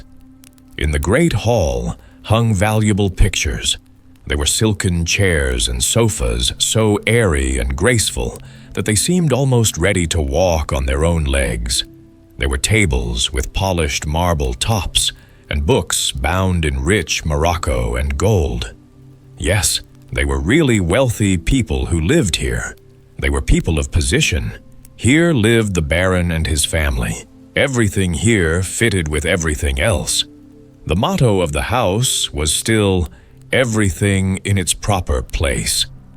So, all the pictures that at one time had hung with honor and glory in the former mansion were now relegated to the passage that led to the servants' hall, for they were considered nothing but old junk, especially two old portraits, one of a man in a pink coat and a wig, the other of a lady with powdered, high-dressed hair and a rose held in her hand, and each surrounded by a large wreath of willow branches. These two old pictures were marred by many holes, for the Baron's children were fond of using the two old people as targets for their crossbows. They were the portraits of the Counselor of Justice and his lady, from whom the whole family descended. "But they didn't really belong to our family," said one of the young barons. "He was a peddler, and she was a goose girl. They weren't like Papa and Mama. The pictures were judged to be worthless junk, and as the motto was, 'Everything in its proper place,' great-grandmother and great-grandfather were hung in the passage that led to the servants' hall. Now, the son of the village pastor was the tutor at the mansion. One day he was out walking with his pupils, the young barons and their older sister, who had just been confirmed. They followed the path toward the old willow, and as they strolled along, the young girl gathered some field flowers and bound them together. Everything in its proper place, and the flowers became a beautiful bouquet. At the same time, she heard every word that was spoken, for she liked to listen to the clergyman's son talk of the power of nature and the great men and women of history. She had a good, sweet temper, with true nobility of soul and mind, and a heart that appreciated all that God had created. They stopped at the old willow tree, where the youngster boy insisted on having a flute made for him, as had been cut for him from other willow branches before, and the pastor's son therefore broke off a branch. "Oh, don't!" cried the young baroness, but it was already too late. "That is our famous old tree," she explained, "and I love it dearly.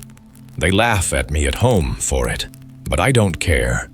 There's an old tale attached to this tree."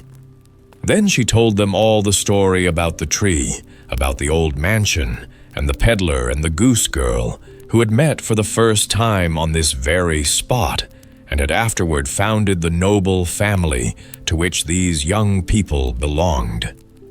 "They didn't want to be knighted, the grand old people," she said. "They kept their motto, 'Everything in its proper place,' and so they thought it would be out of place for them to buy a title. It was their son, my grandfather, who was made a baron. They say he was very learned, a great favorite with princes and princesses, and was present at all their festivals. The others at home love him the best. But I don't know. There seems to be something about that first pair that draws my heart to them. How comfortable and patriarchal it must have been in the old mansion then, with the mistress sitting at her spinning wheel among all her maids, and the old master reading aloud from the Bible. They must have been wonderful people, sensible people, said the pastor's son. Then the conversation turned naturally toward noblemen and commoners. The young man hardly seemed to belong to the lower classes. So well did he understand and speak of the purpose and meaning of nobility. It is good fortune, he said, to belong to a family that has distinguished itself.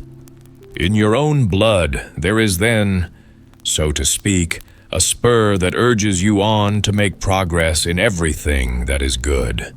It's gratifying to bear the name of a family that is a card of admission to the highest circles. Nobility means something great and noble. It is a gold coin that has been stamped to show its worth. It is a modern belief, and many poets, of course, agree with it, that all of nobility must be bad and stupid, and that the lower you go among poor people, the more wisdom and virtue do you find. But that isn't my opinion, for I think it's entirely foolish, entirely false. There are many beautiful and kindly traits found in the upper classes. I could give you many examples. Here's one my mother told me once.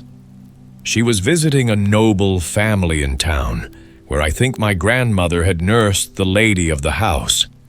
The old nobleman and my mother were together in his apartments when he noticed an old woman come limping into the courtyard on crutches. She used to come there every Sunday to receive a little gift. "Ah, there is the poor old lady," said the nobleman. "Walking is so hard for her." And before my mother understood what he meant, the 70-year-old Excellency was out of the room and down the stairs, carrying his gift to the old woman to spare her the difficult walk. Now that was only a little thing, but like the widow's mite, it has a sound that echoes to the depths of the human heart. Those are the things that poets ought to sing about, especially in these times, for it does good. It soothes and reconciles mankind.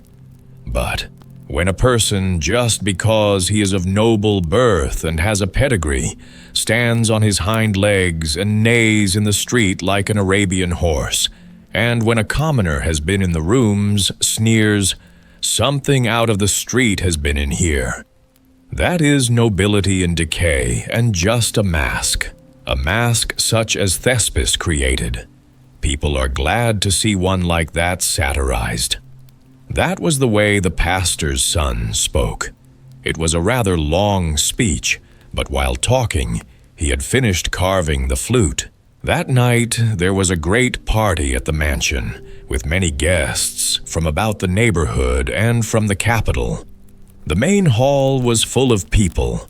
Some of the ladies were dressed tastefully, while others showed no taste at all. The clergymen of the neighborhood remained gathered respectfully in a corner, looking as if they were conducting a burial service there. But it was a party of pleasure. Only the pleasure hadn't begun yet. There was to be a great concert, so the little baron brought in his new willow flute.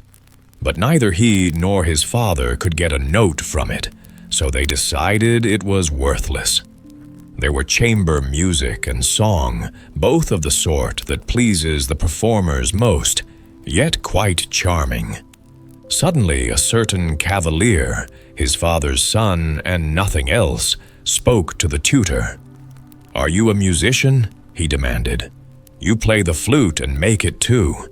That's genius. That should command and receive the place of honor. Heaven knows, I try to follow the times. You have to do that, you know. Come, you will enchant us all with the little instrument, won't you?" Then he handed the tutor the flute made from the old willow down by the pool and announced loudly that the tutor was about to favor them with a solo on that instrument. Now it was easy to tell that they only wanted to make fun of him, so the tutor refused, though he could really play well. But they crowded around him and insisted so strongly that at last he put the flute to his lips. That was a strange flute. A tone was heard, as sustained as the whistle of a steam engine. Yes, and much stronger. It echoed over the courtyard, garden, and wood, and miles away into the country. And with that note there came a rushing wind that seemed to roar. Everything in its proper place, and then Papa flew, as if carried by the wind, straight out of the great hall and into the shepherd's cottage, while the shepherd was blown, not into the main hall, for there he could not come. No, up into the servants' room, among the haughty lackeys strutting in their silk stockings. The proud servants were almost paralyzed at the very thought that such a common person would dare to sit at table with them. But in the great hall, the young baroness flew to the upper end of the table where she was worthy to sit. The pastor's son found himself next to her, and there they both sat as if they were a newly married couple. A gentle old count of one of the most ancient families in the country remained unmoved in his honorable place, for the flute was just as everyone ought to be. But the witty cavalier, who was nothing more than the son of his father, and who had caused the flute playing, flew head over heels into the poultry house. And he was not alone. For a whole mile around the countryside the sound of the flute could be heard, and remarkable things happened. The family of a rich merchant, driving along in their coach and four, was blown completely out of the carriage and could not even find a place on the back of it. Two wealthy peasants who in our times had grown too high for their own cornfields were tumbled back into the ditch. Yes, that was indeed a dangerous flute, but luckily it burst after that first note, and that was a fortunate thing for everybody, for then it was put back into the owner's pocket, everything in its proper place. The next day no one spoke of what had happened, and that is where we get the expression, to pocket the flute. Everything was back in its former state, except for the two old portraits of the merchant and the goose girl. They had been blown up onto the wall of the drawing room, and when one of the well-known experts said they had been painted by an old master, they were left there and carefully restored. Nobody knew before that they were worth anything, and how could they have known? Now they hung in the place of honor. Everything in its proper place, and it will come to that. Eternity is long, even longer than this story. Pen and inkstand. In a quiet study filled with the faint fragrance of old paper and candle wax, a poet once sat surrounded by his thoughts. The twilight hour had deepened, and a soft glow from the lamp spread across the table, where lay an assortment of humble yet noble instruments of art, quills, paper, books, and, among them, a small inkstand, dark and glistening. Someone, gazing thoughtfully at it, murmured, "It's strange what can come out of that inkstand. Who knows what marvel will emerge next? Truly, it's strange. Strange indeed," replied the inkstand, swelling with pride. Unbelievable, I would say. I have always maintained that very opinion. Its tone was one of great self-importance, and it spoke not only to the pen beside it, but also to the scissors, the paper knife, the sealing wax, all who would listen.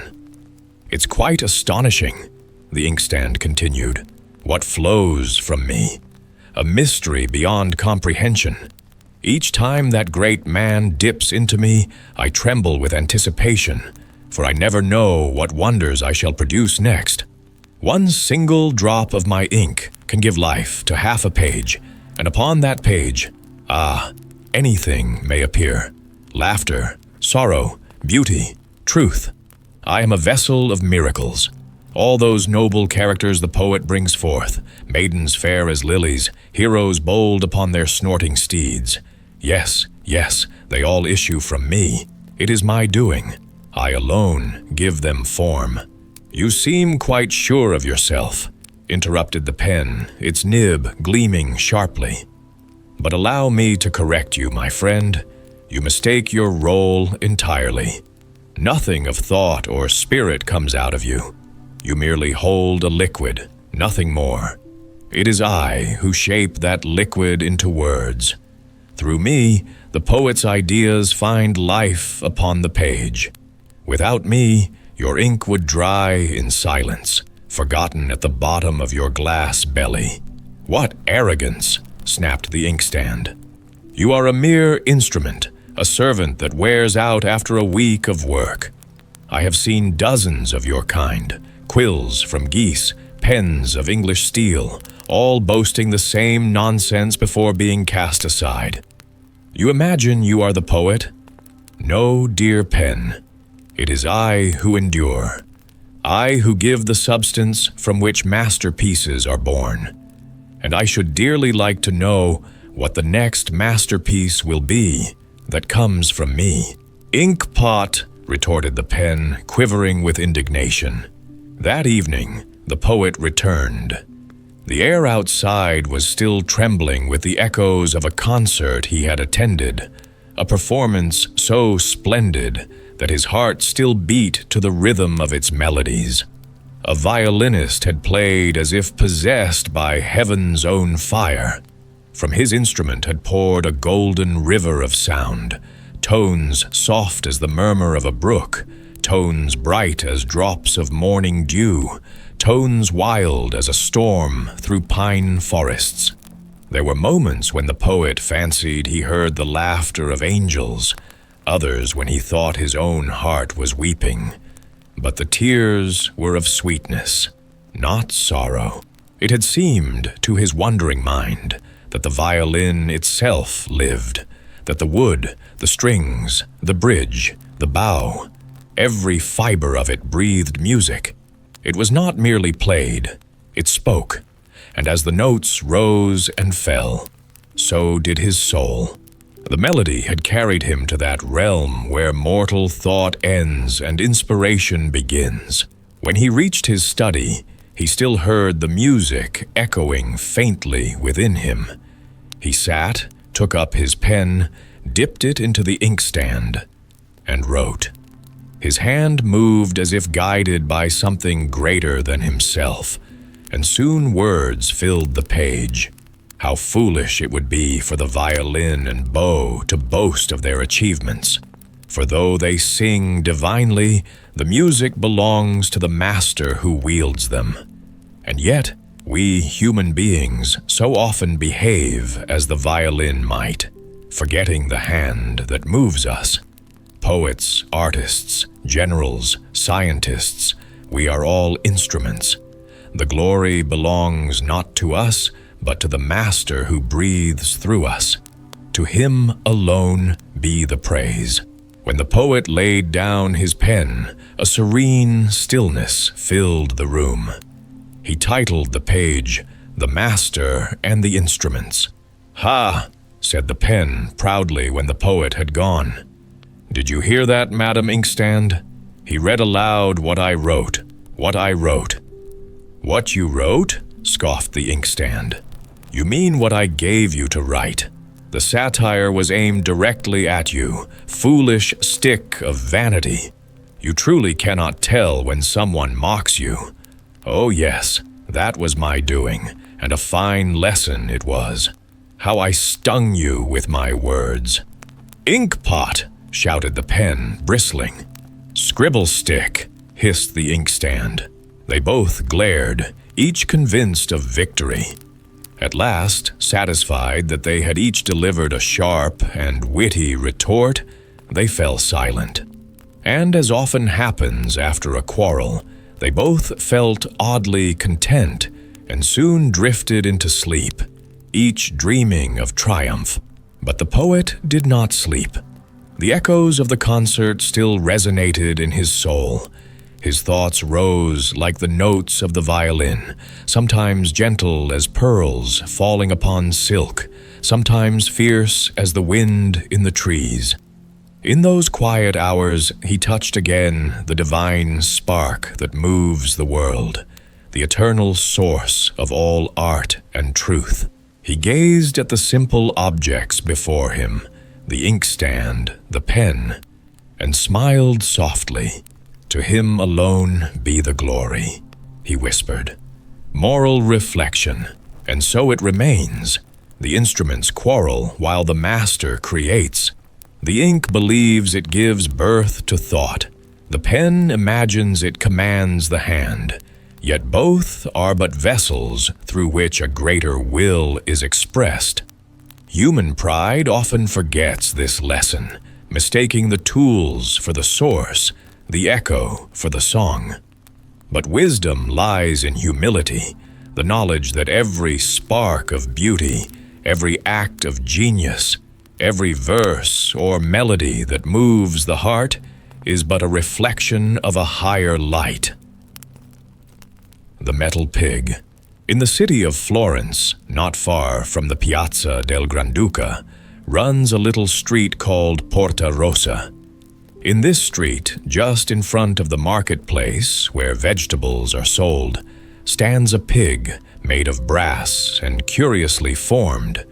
The bright color has been changed by age to dark green, but clear, fresh water pours from the snout, which shines as if it had been polished, and so indeed it has, for hundreds of poor people and children seize it in their hands as they place their mouths close to the mouth of the animal to drink.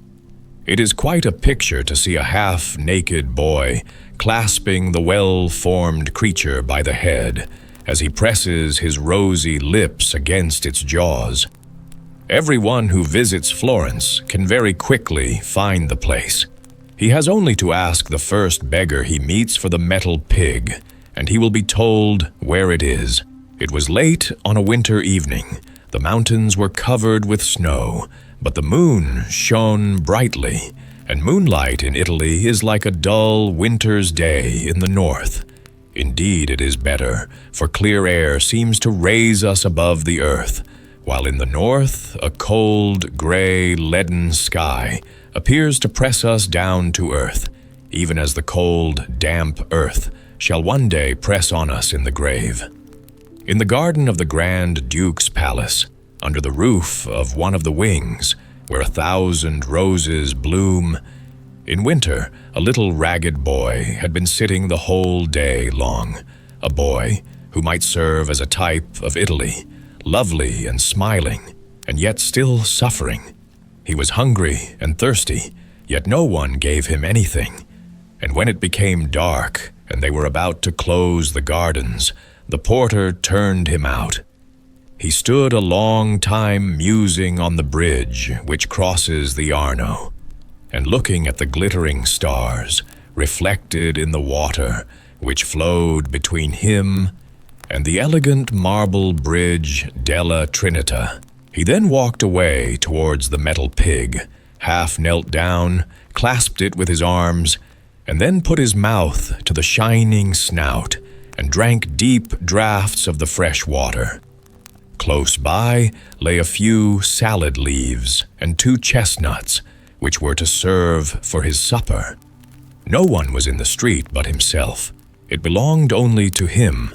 So he boldly seated himself on the pig's back, leaned forward so that his curly head could rest on the head of the animal, and before he was aware, he fell asleep. It was midnight. The metal pig raised himself gently, and the boy heard him say quite distinctly, "Hold tight, little boy, for I am going to run."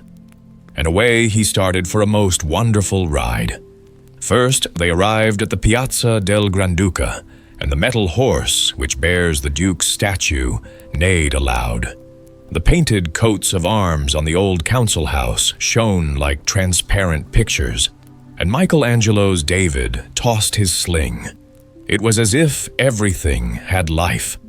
The metallic groups of figures, among which were Perseus and the rape of the Sabines, looked like living persons, and cries of terror sounded from them all across the noble square. By the Palazzo degli Uffizi, in the arcade, where the nobility assemble for the carnival, the metal pig stopped.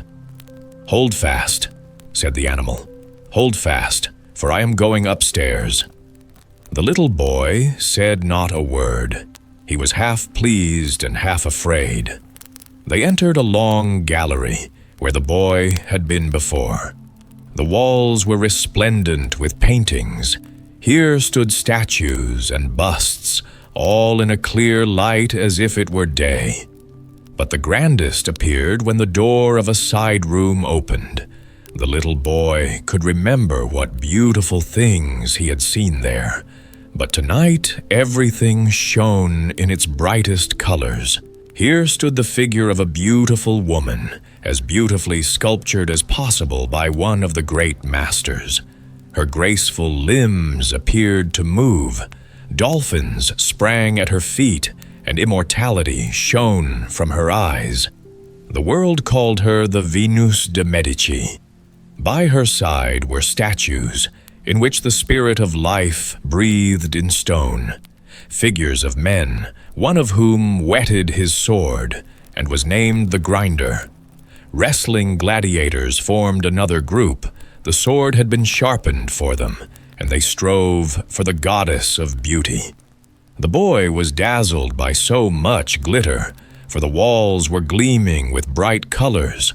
All appeared living reality.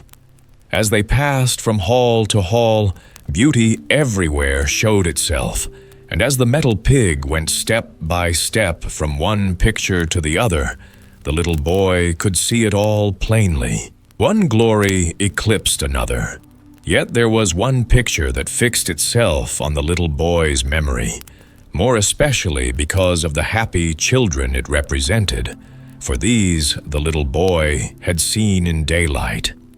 Many pass this picture by with indifference, and yet it contains a treasure of poetic feeling. It represents Christ descending into Hades. They are not the lost whom the spectator sees, but the heathen of olden times. The Florentine Angiolo Bronzino painted this picture. Most beautiful is the expression on the face of the two children, who appear to have full confidence that they shall reach heaven at last. They are embracing each other, and one little one stretches out his hand towards another who stands below him and points to himself as if he were saying, "I am going to heaven." The older people stand as if uncertain, yet hopeful, and they bow in humble adoration to the Lord Jesus. On this picture, the boy's eyes rested longer than on any other. The metal pig stood still before it. A low sigh was heard. Did it come from the picture or from the animal? The boy raised his hands towards the smiling children, and then the pig ran off with him through the open vestibule. Thank you, you beautiful animal," said the little boy, caressing the metal pig as it ran down the steps. "Thanks to yourself also," replied the metal pig. "I have helped you, and you have helped me, for it is only when I have an innocent child on my back that I receive the power to run. Yes, as you see, I can even venture under the rays of the lamp in front of the picture of the Madonna.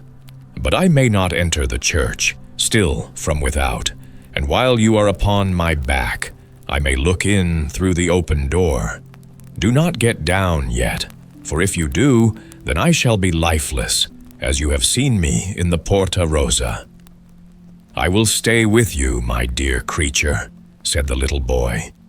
So then they went on at a rapid pace through the streets of Florence, till they came to the square before the church of Santa Croce. The folding doors flew open, and light streamed from the altar through the church into the deserted square. A wonderful blaze of light streamed from one of the monuments in the left side aisle, and 1,000 moving stars seemed to form a glory round it. Even the coat of arms on the tombstone shone, and a red ladder on a blue field gleamed like fire. It was the grave of Galileo. The monument is unadorned, but the red ladder is an emblem of art, signifying that the way to glory leads up a shining ladder on which the prophets of mind rise to heaven like Elias of old. In the right aisle of the church, every statue on the richly carved sarcophagi seemed endowed with life.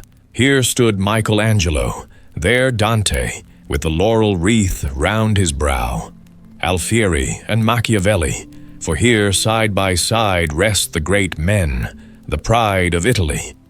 The church itself is very beautiful, even more beautiful than the marble cathedral at Florence, though not so large. It seemed as if the carved vestments stirred, and as if the marble figures they covered raised their heads higher to gaze upon the brightly colored glowing altar where the white-robed boys swung the golden censers amid music and song, while the strong fragrance of incense filled the church and streamed forth into the square. The boy stretched forth his hands towards the light, and at the same moment the metal pig started again so rapidly that he was obliged to cling tightly to him. The wind whistled in his ears. He heard the church door creak on its hinges as it closed, and it seemed to him as if he had lost his senses. Then a cold shudder passed over him, and he awoke. It was morning. The metal pig stood in its old place on the Porta Rosa, and the boy found he had slipped nearly off its back. Fear and trembling came upon him as he thought of his mother. She had sent him out the day before to get some money. He had not done so, and now he was hungry and thirsty. Once more he clasped the neck of his metal horse, kissed its nose, and nodded farewell to it. Then he wandered away into one of the narrowest streets, where there was scarcely room for a loaded donkey to pass. A great iron-bound door stood ajar. He passed through and climbed up a brick staircase with dirty walls and a rope for a balustrade till he came to an open gallery hung with rags.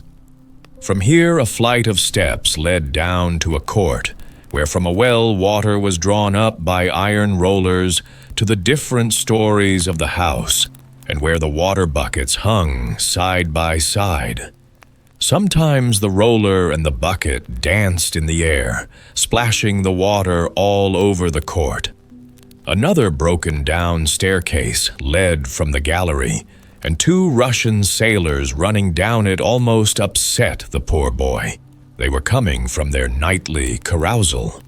A woman not very young, with an unpleasant face and a quantity of black hair, followed them. "What have you brought home?" she asked when she saw the boy. "Don't be angry," he pleaded. "I received nothing. I have nothing at all." And he seized his mother's dress and would have kissed it. Then they went into a little room. I need not describe it, but only say that there stood in it an earthen pot with handles, made for holding fire, which in Italy is called a marito. This pot she took in her lap, warmed her fingers, and pushed the boy with her elbow. "Certainly you must have some money," she said. The boy began to cry, and then she struck him with her foot till he cried out louder. "Will you be quiet, or I'll break your screaming head?" And she swung about the fire pot which she held in her hand, while the boy crouched to the earth and screamed. Then a neighbor came in, and she had also a marito under her arm. "Felicita," she said, "what are you doing to the child?" "The child is mine," she answered. "I can murder him if I like, and you too, Giannina." And then she swung about the fire pot. The other woman lifted up hers to defend herself, and the two pots clashed together so violently that they were dashed to pieces, and fire and ashes flew about the room. The boy rushed out at the sight, sped across the courtyard, and fled from the house. The poor child ran till he was quite out of breath. At last he stopped at the church, the doors of which were opened to him the night before, and went in. Here everything was bright, and the boy knelt down by the first tomb on his right, the grave of Michelangelo, and sobbed as if his heart would break. People came and went, mass was performed, but no one noticed the boy, excepting an elderly citizen who stood still and looked at him for a moment, and then went away like the rest. Hunger and thirst overpowered the child, and he became quite faint and ill. At last he crept into a corner behind the marble monuments and went to sleep. Towards evening he was awakened by a pull at his sleeve. He started up, and the same old citizen stood before him. "Are you ill? Where do you live? Have you been here all day?" were some of the questions asked by the old man. After hearing his answers, the old man took him home to a small house close by, in a back street. They entered a glove-maker's shop, where a woman sat sewing busily. A little white poodle, so closely shaven that his pink skin could plainly be seen, frisked about the room and gamboled upon the boy. "Innocent souls are soon intimate," said the woman, as she caressed both the boy and the dog. These good people gave the child food and drink, and said he should stay with them all night, and that the next day the old man, who was called Giuseppe, would go and speak to his mother. A little homely bed was prepared for him, but to him who had so often slept on the hard stones, it was a royal couch, and he slept sweetly and dreamed of the splendid pictures and of the metal pig. Giuseppe went out the next morning, and the poor child was not glad to see him go, for he knew that the old man was gone to his mother, and that perhaps he would have to go back. He wept at the thought, and then he played with the little, lively dog, and kissed it, while the old woman looked kindly at him to encourage him. And what news did Giuseppe bring back? At first the boy could not hear, for he talked a great deal to his wife, and she nodded and stroked the boy's cheek. Then she said, "He is a good lad. He shall stay with us. He may become a clever glove-maker, like you. Look what delicate fingers he has got. Madonna intended him for a glove-maker." So the boy stayed with them, and the woman herself taught him to sew, and he ate well and slept well and became very merry. But at last he began to tease Bellissima, as the little dog was called. This made the woman angry, and she scolded him and threatened him, which made him very unhappy, and he went and sat in his own room full of sad thoughts. This chamber looked upon the street, in which hung skins to dry, and there were thick iron bars across his window. That night he lay awake, thinking of the metal pig. Indeed, it was always in his thoughts. Suddenly he fancied he heard feet outside going pit-a-pat. He sprung out of bed and went to the window. Could it be the metal pig? But there was nothing to be seen. Whatever he had heard had passed already. Next morning, their neighbor, the artist, passed by, carrying a paint box and a large roll of canvas. "Help the gentleman to carry his box of colors," said the woman to the boy. And he obeyed instantly, took the box, and followed the painter. They walked on till they reached the picture gallery and mounted the same staircase up which he had ridden that night on the metal pig.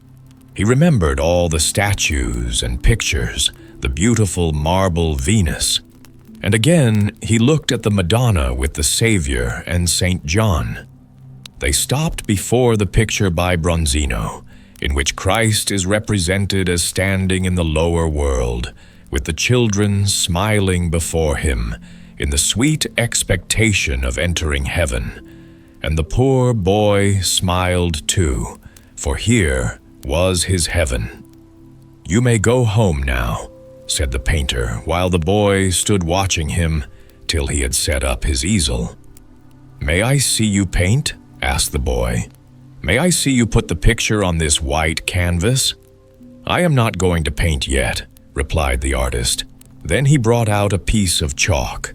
His hand moved quickly, and his eye measured the great picture. And though nothing appeared but a faint line, the figure of the Savior was as clearly visible as in the colored picture.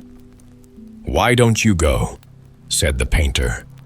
Then the boy wandered home silently and seated himself on the table and learned to sew gloves. But all day long his thoughts were in the picture gallery, and so he pricked his fingers and was awkward. But he did not tease Bellissima. When evening came and the house door stood open, he slipped out. It was a bright, beautiful, starlight evening, but rather cold. Away he went through the already deserted streets and soon came to the metal pig. He stooped down and kissed its shining nose, and then seated himself on its back. "You happy creature," he said, "how I have longed for you. We must take a ride tonight." But the metal pig lay motionless, while the fresh stream gushed forth from its mouth. The little boy still sat astride on its back when he felt something pulling at his clothes. He looked down, and there was Bellissima, little smooth-shaven Bellissima, barking as if she would have said, "Here I am too. Why are you sitting there?" A fiery dragon could not have frightened the little boy so much as did the little dog in this place. Bellissima in the street, and not dressed, as the old lady called it. What would be the end of this?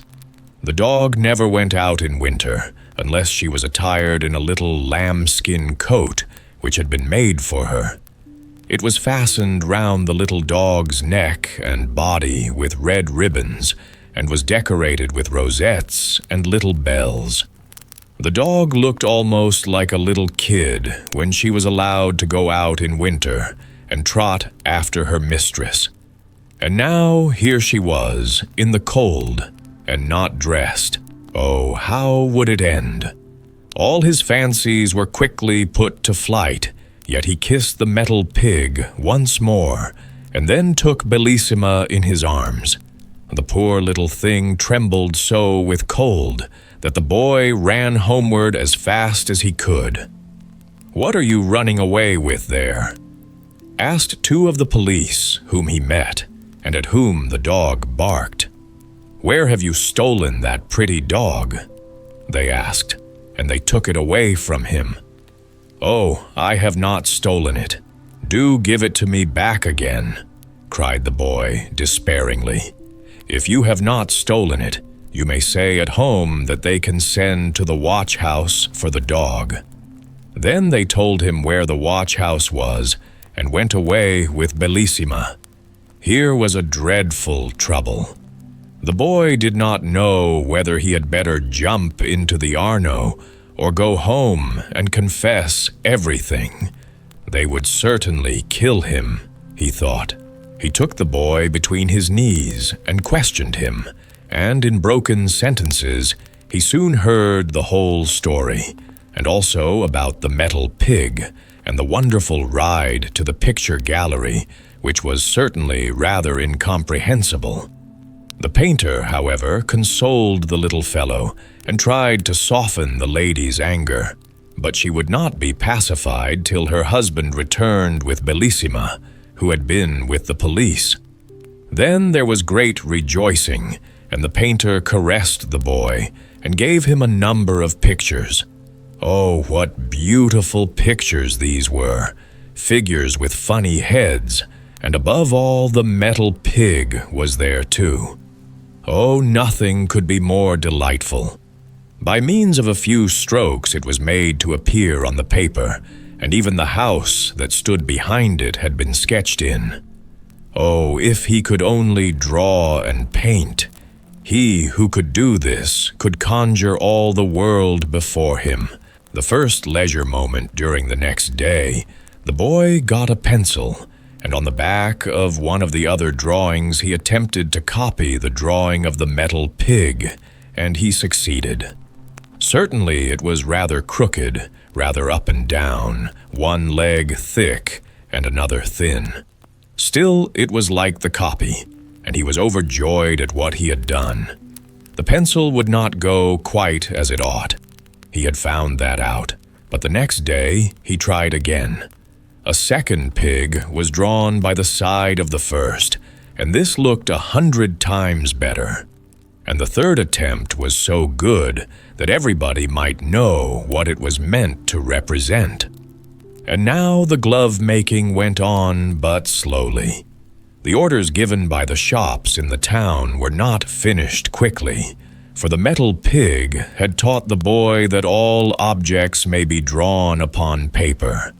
And Florence is a picture book in itself for anyone who chooses to turn over its pages.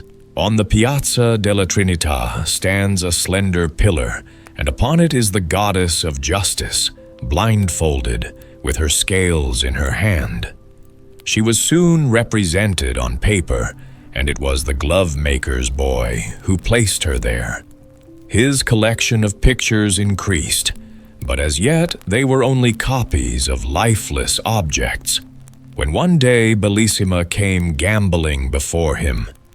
"Stand still," cried he, "and I will draw you beautifully to put amongst my collection." But Bellissima would not stand still, so she must be bound fast in one position. He tied her head and tail, but she barked and jumped, and so pulled and tightened the string that she was nearly strangled. And just then, her mistress walked in. "You wicked boy, the poor little creature," was all she could utter. She pushed the boy from her, thrust him away with her foot, called him a most ungrateful, good-for-nothing, wicked boy, and forbade him to enter the house again. Then she wept and kissed her little half-strangled Bellissima. At this moment, the painter entered the room. In the year 1834, there was an exhibition in the Academy of Arts at Florence. 2 pictures, placed side by side, attracted a large number of spectators. The smaller of the 2 represented a little boy sitting at a table, drawing. Before him was a little white poodle, curiously shaven. But as the animal would not stand still, it had been fastened with a string to its head and tail to keep it in one position. The truthfulness and life in this picture interested everyone. The painter was said to be a young Florentine who had been found in the streets when a child by an old glove-maker who had brought him up. The boy had taught himself to draw. It was also said that a young artist, now famous, had discovered talent in the child just as he was about to be sent away for having tied up Madame's favorite little dog and using it as a model. The glove-maker's boy had also become a great painter, as the picture proved, but the larger picture by its side was a still greater proof of his talent.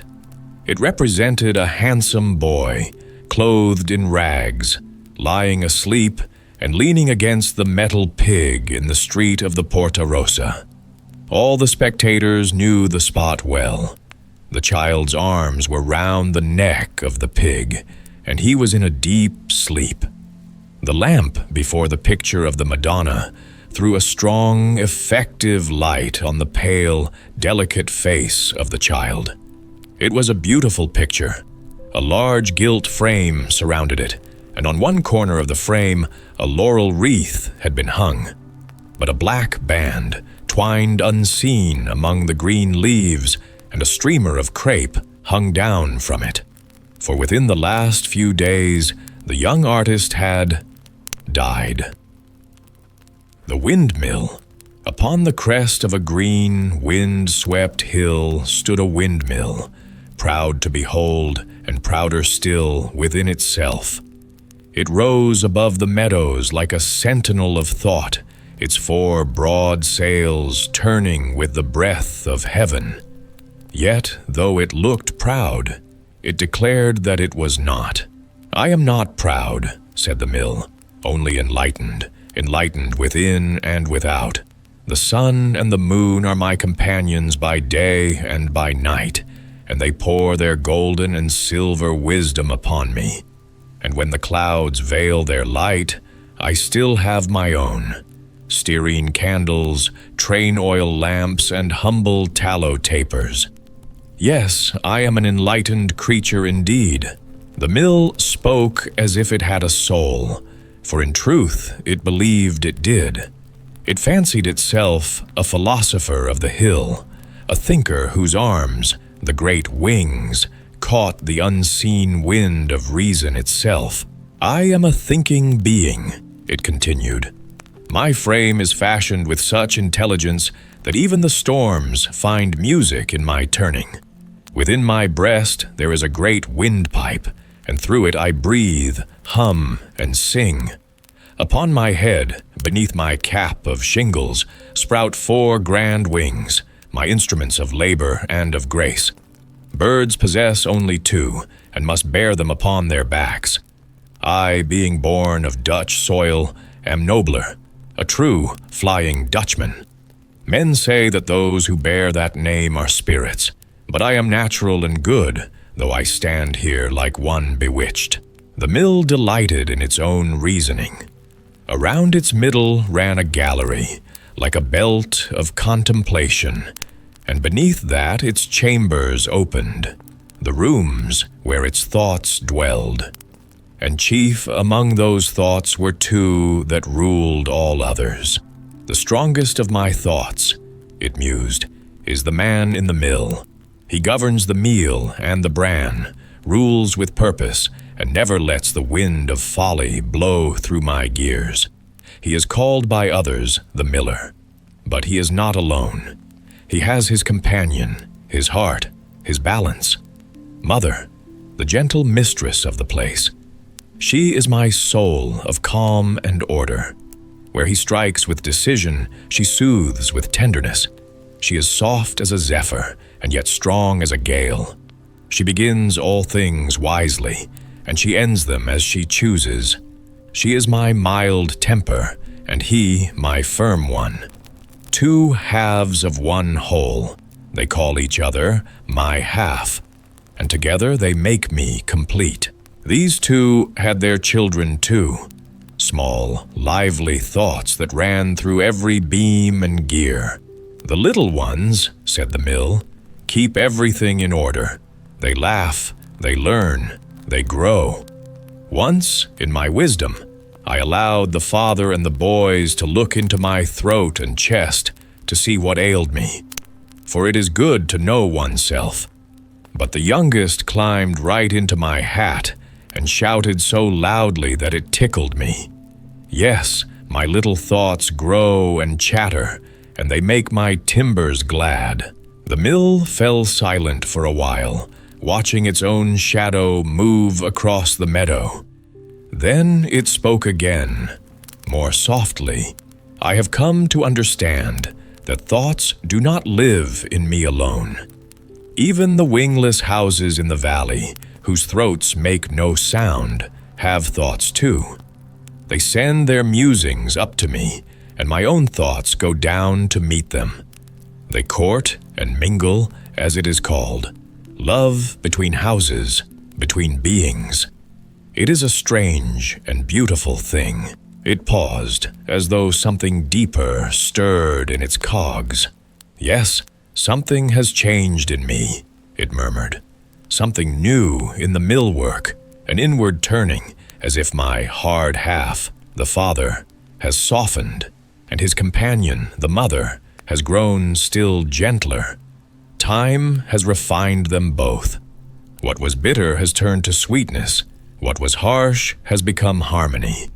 It is as though my whole being has grown more patient, more tender, and the days passed. The mill counted them by the revolutions of its sails, the rhythm of work, of light and dark, of wind and stillness. The days come nearer, it said, nearer to clearness, nearer to joy. And yet, one day all this will end. A time will come when I shall fall, when my beams will crumble, and my wings will break. But not all will perish.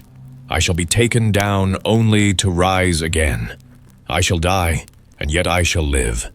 To become a different being, and yet remain myself. That is a mystery even I, enlightened as I am, cannot wholly grasp. My old timbers will return to dust, my bricks to ashes. But out of that dust, something will be built anew. The wind sighed across the hill, as if echoing the mill's prophecy. I hope, it said, that my old thoughts will remain. The father, the mother, and the children. They are my company of thoughts, and without them I should be empty. And I must still be myself, with my throat in my chest, my wings on my head, and the gallery round my middle. Else how should the world know me? How should anyone say, "There stands the mill on the hill, proud to look at, and yet not proud at all"? That was what the mill said. In truth, it said much more, for mills that think are never silent. But these were its clearest words, the ones worth remembering. Then came the day that ended all its talking. The wind rose like a song that turned to a scream. A spark leapt from the hearth below, or perhaps from the lightning that kissed its cap, and in an instant the mill was aflame. The fire danced up its sides, licking the beams, biting at the planks, roaring through its throat. The sails turned once more, wildly, desperately, as if trying to fan away the fire. Then they stilled. The proud mill on the hill fell, beam by beam, into its own ashes. The smoke drifted like a final thought over the blackened ground, and the wind carried it away. Yet something, some essence, remained. Whatever had lived within the mill, whatever wisdom it had gathered, did not perish with its form. But that, as the storyteller said, is beyond the tale. The miller's family, still one soul in many shapes, built another mill upon the same hill. It was fairer than the old, fitted with stronger wheels and finer sails. It worked better, more in tune with the new age. People passing by said, "Look, there's the old mill again, proud as ever upon the hill." And indeed, it looked the same, but the beams of the former mill lay rotted and spongy beneath the earth, dust mingled with dust. The body of the old one did not rise as they had once believed. They had taken its prophecy literally, and not all things, you see, are meant to be taken so. Peiter, and Peer. It is unbelievable all that children know nowadays. One can scarcely say what they don't know. They no longer believe the old story that the stork brought them to father and mother out of the well or the mill pond when they were little, and yet it is really true. But how did the little ones get down into the mill pond or the well? Ah, not everyone knows that, but there are some who do. Have you ever gazed at the sky on a clear, starry night and watched the many shooting stars? It is as if the stars fall from and disappear into nowhere. Even the most learned persons can't explain what they don't know themselves. But one can explain this when he knows it. It is like a little Christmas tree candle that falls from heaven and is blown out. It is a soul spark from our Lord that flies toward the earth, and when it reaches our thick, heavy air, it loses its brilliancy, becoming something that our eyes cannot see, something much finer than air itself. It is a little child from heaven, a little angel, but without wings, for it is to become a human child. Softly it glides through the air, and the wind carries it into a flower, which may be an orchid, a dandelion, a rose, or a cowslip, and there it lies and rests itself. And so light and airy is it that a fly can carry it off, as, of course, a bee can, when they alternately come to seek the sweetness of the flower. If the little air child lies in their way, they do not brush it aside, that they wouldn't have the heart to do. They take it and lay it under the leaf of a water lily in the sunshine, and from there it crawls and creeps into the water, where it sleeps and grows until it is large enough for the stork to see and bring to a human family that has been longing for a sweet little child. But whether it becomes sweet or not depends on whether it has drunk pure, clean water or has swallowed mud and duckweed the wrong way. That makes one so filthy. The stork, always without preference, takes the first one he sees. One goes to kind and loving parents in a fine home. Another comes to unpleasant people in such misery that it would have been much better for it to have remained in the mill pond. The little ones can never remember afterward what they dreamed while they were lying under the water lily leaf, listening to the frogs in the evening singing, "Coax, coax, coax." In human language that means, "Now you go to sleep and dream." Nor can they remember the flower where they first lay, nor how it smelled. And yet there is always something inside them, even when they are grown people, which makes them say, "I like this flower the best." That's because it is the one in which they were placed when they were air children. The stork lives to be a very old bird, and he always has interest in the little ones he has brought and watches how they get along in the world and how they behave themselves. Of course, he can't do much for them or change anything in their lives, for he has his own family to look after. But at least he never lets them get out of his thoughts. I know a very worthy, honest old stork who has had a great deal of experience and has brought many little ones out of the water and knows their stories, in which there is always a little mud and duckweed from the mill pond. I begged him to tell me the story of one of them, and he said I should have 3 instead of 1, and all from the Petersons' house.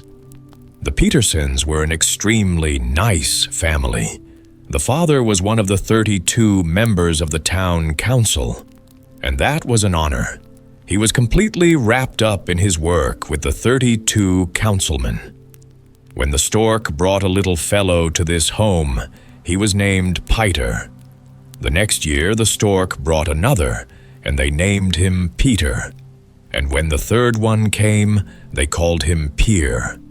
For all 3 names, Peiter, Peiter, and Peir, are parts of the name Peterson. So there were 3 brothers here, 3 shooting stars, and each had been cradled in a flower, then laid under the water lily leaf in the mill pond, and brought from there by the stork to the Peterson family, whose house is on the corner, as you surely know. They grew in body and mind, and wanted to become something more than the 32 councilmen were. Peiter had decided he wanted to be a robber. He had just seen the play Fra Diavolo, and that had convinced him that a robber's life was the most delightful in the world. Peiter wanted to be a trash collector, and Peer, who was such a sweet and good boy, round and plump, whose only fault was biting his nails, wanted to be Papa. That was what each of them said he was going to be in life whenever anybody asked them about it. Then they went to school. One was at the head of the class, and one at the foot, and one in the middle, but in spite of that, they could be equally good and clever. And they were, said their very clear-sighted parents.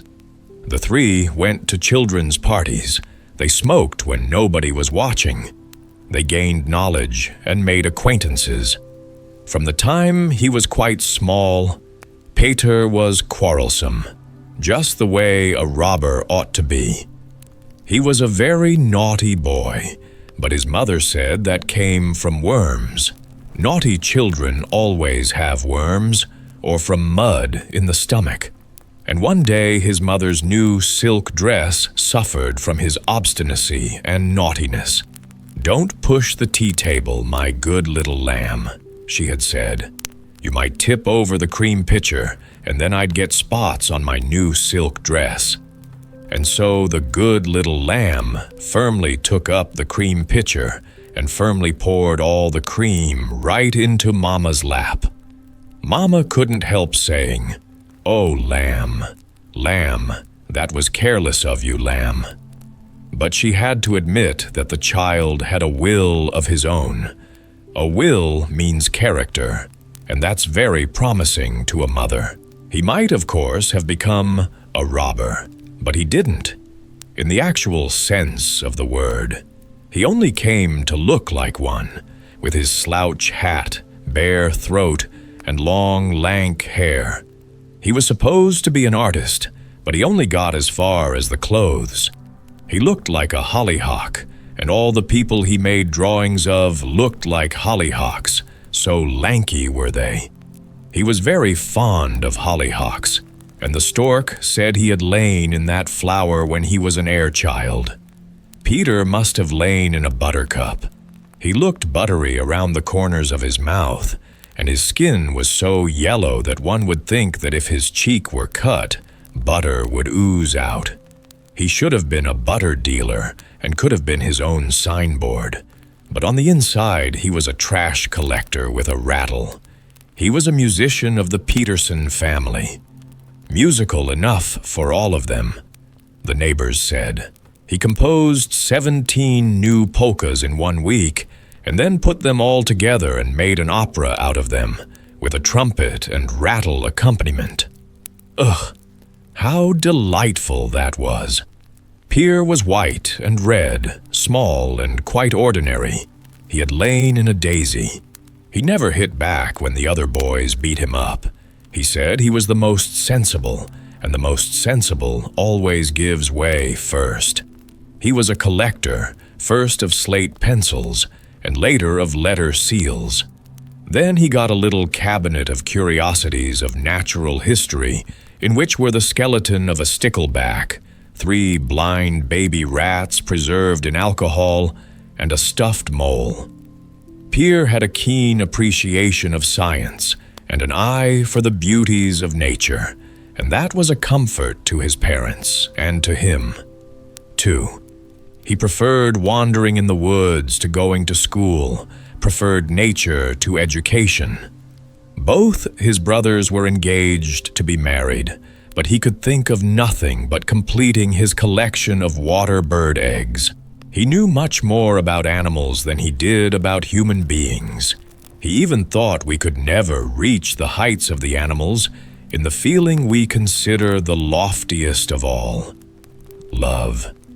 He saw that when the female nightingale was setting on the nest, Papa Nightingale would perch on a branch close by and sing to his little wife all night. Cluck cluck, zizi, lo lo li. Peer knew he could never do that, or even think of doing such a thing. When Mama Stork had her babies in the nest, Father Stork stood guard on the edge of the roof all night on one leg. Peter couldn't have stood that way for an hour. Then one day, when he examined a spider's web and saw what was in it, he gave up completely any idea of marriage. Mr. Spider weaves his web for catching thoughtless flies, old and young, fat and lean. He lives only to weave and to support his family. But Madam Spider lives only for him. Out of sheer love, she eats him up. She eats his heart, his head, his stomach, until only his long, thin legs are left in the web where he used to sit, anxious for the welfare of his family. Now that's the real truth, right out of the natural history book. When Peter saw all this, he grew very thoughtful. To be so dearly loved by a wife that she eats one up out of violent love? No, no human being could love like that. And would it be desirable? Anyway, Peter resolved never to marry, or even to give or take a kiss, for that might seem the first step toward marriage. But he did receive a kiss. Anyway, the same kiss we all get someday. The great kiss of death. When we have lived long enough, death is given the order. Kiss him away. And so away the human goes. A ray of sunshine comes straight from our Lord, so bright that it almost blinds one. Then the soul that came from heaven as a shooting star goes back like a shooting star, but this time not to sleep in a flower or dream beneath the leaf of the water lily. It has more important things than that to do. It enters the great land of eternity. But what that is like and what it looks like there, no one can say. No one has looked into it, not even the stork, though he sees far and knows much. The stork knew nothing more of Peter, whereas he could have told me lots more about Peiter and Peiter. But I had heard enough of them, and I suppose you have too, so I thanked him and bade him goodbye for this time. But now he demands 3 frogs and a little snake as payment for this simple little story. You see, he takes his pay in food. Will you pay him? I can't. I have neither frogs nor snakes. The Comet. Now there came a comet with its shiny nucleus and its menacing tail. People from the great castles and people from the poor huts gazed at it. So did the crowd in the street, and so did the man who went his solitary way across the pathless heath. Everyone had his own thoughts. Come and look at the omen from heaven. Come out and see this marvelous sight, they cried, and everyone hastened to look. But a little boy and his mother still stayed inside their room. The tallow candle was burning, and the mother thought she saw a bit of wood shaving in the light. The tallow formed a jagged edge around the candle, and then it curled. The mother believed these were signs that her son would soon die. The wood shaving was circling toward him. This was an old superstition, but she believed it. The little boy lived many more years on Earth. Indeed, he lived to see the comet return 60 years later. The boy did not see the wood shaving in the candlelight, and his thoughts were not about the comet, which then, for the first time in his life, shone brightly in the sky. He sat quietly with an earthenware bowl before him. The bowl was filled with soapy water, into which he dipped the head of a clay pipe. Then he put the pipe stem in his mouth and blew soap bubbles, large and small. They quivered and spun in beautiful colors. They changed from yellow to red, and from red to purple or blue. And then they turned bright green, like leaves when the sun shines through them. The boy's mother said, "May God grant you many more years on earth, as many years as the bubbles you are blowing." So many, he cried. "I can never blow all the soapy water into bubbles. There goes one year, there goes another one. See how they fly." he exclaimed as bubbles came loose from his pipe and floated away. A few of them blew into his eye, where they burned and smarted and made his tears flow. In every bubble he saw a picture of the future, glimmering and glistening. "This is the time to look at the comet," cried their neighbors. "Come outdoors, don't sit in your room." The mother took her boy by the hand. He had to put aside his clay pipe and stop playing with the soap bubbles because there was a comet to see. The boy saw the bright ball of fire with its shining tail. Some said it was 3 yards long, while others insisted it was several million yards long. Such a difference. Most of the people who said these things were dead and buried when the comet came again. But the little boy, toward whom the wood shaving had circled, and of whom his mother thought, "He will soon die," still lived on, though he had grown old and his hair was white. "White hairs are the flowers of age," the saying goes, and he had many such flowers. He was an old schoolmaster. The school children thought him very wise and learned because he knew history and geography, and all there is to be known about the heavens and the stars. "Everything comes again," he said. "If you will pay attention to people and events, you will learn that they always come back. There may be 100 years between, or many hundreds of years, but once again, we shall see the same character, in another coat and in another country." And the schoolmaster then told them about William Tell, who was forced to shoot an apple from his son's head, but before he shot the arrow, he hid another one in his shirt to shoot into the heart of the wicked Gessler. This happened in Switzerland. But many years before, the same thing happened in Denmark to Palnatoke. He too was forced to shoot an apple from his son's head, and he too hid an arrow in his shirt to avenge the cruelty. And more than 1,000 years before that, the same story was written in Egypt. It happened before and will happen again, just as sure as the comet returns. Off it flies into space and is gone for years, but still it comes back. He spoke of the comet that was expected, the same comet he had seen as a boy. The schoolmaster knew what went on in the skies, and he thought much about it too, but he did not neglect history and geography. His garden was laid out in the shape of a map of Denmark. In it grew herbs and flowers, which flourished in different parts of the land. "Fetch me peas," he said, and they went to the garden bed that represented Lolland. "Fetch me buckwheat," he said, and they fetched it from Langeland. Lovely blue gentian was planted in Skagen, and the shining Christhorn in Silkeborg. Towns and cities were marked with small statues. Here was the dragon and Saint Knut, who stood for Odense. Absalon with the bishop's staff stood for sorrow. The little boat with oars marked the site of Aarhus. In the schoolmaster's garden, you could learn the geography of Denmark, but first you had to be instructed by him, and that was a pleasure. Now that the comet was expected again, he told about it, and he told what people had said in the old days when it last was seen. They had said that a comet year was a good year for wine, and that water could be mixed with this wine without being detected.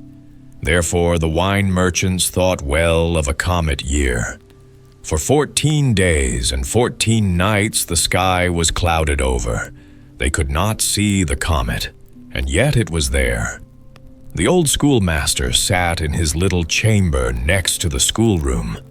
The old Bornholm clock of his grandfather's time stood in the corner, though its heavy lead weights moved neither up nor down, nor did its pendulum ever swing.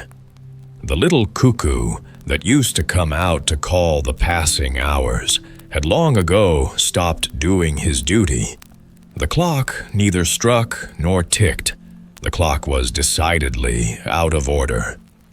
But the old clavichord at which he sat had been made in his parents' time, and it still had a tune or two left in it. The strings could still play. Tremulous though they were, they could play for him the melodies of a whole lifetime. As the old man heard them, he remembered many things, both pleasant and sad, that had happened in the long years which had gone by since he was a little boy and saw the comet.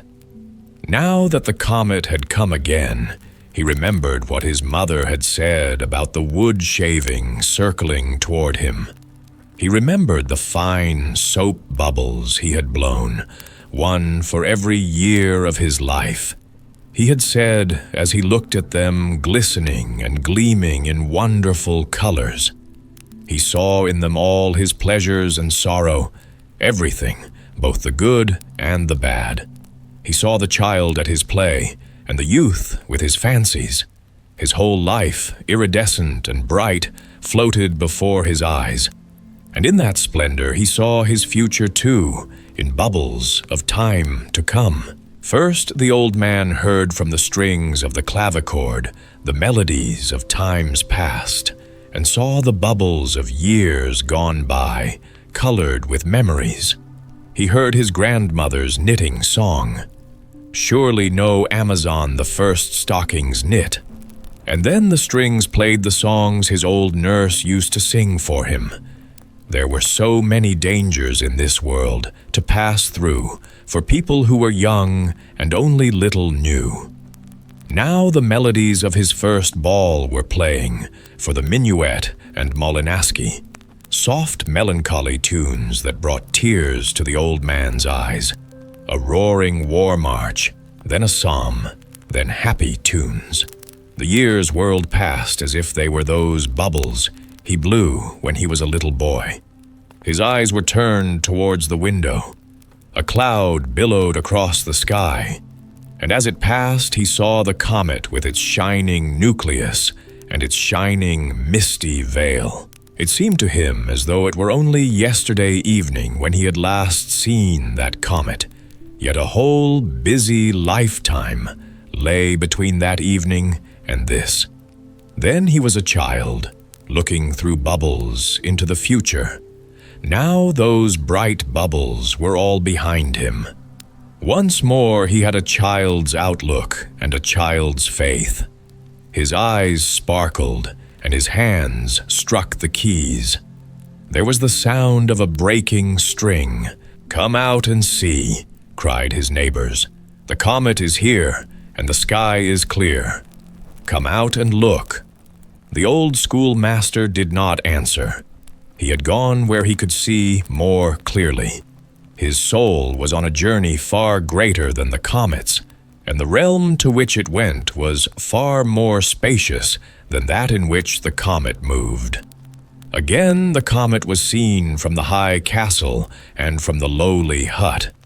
The crowd in the street gazed up at it, and so did the man who went his solitary way across the pathless heath. But the schoolmaster's soul was seen by God, and by those dear ones who had gone before him, and whom he longed to see.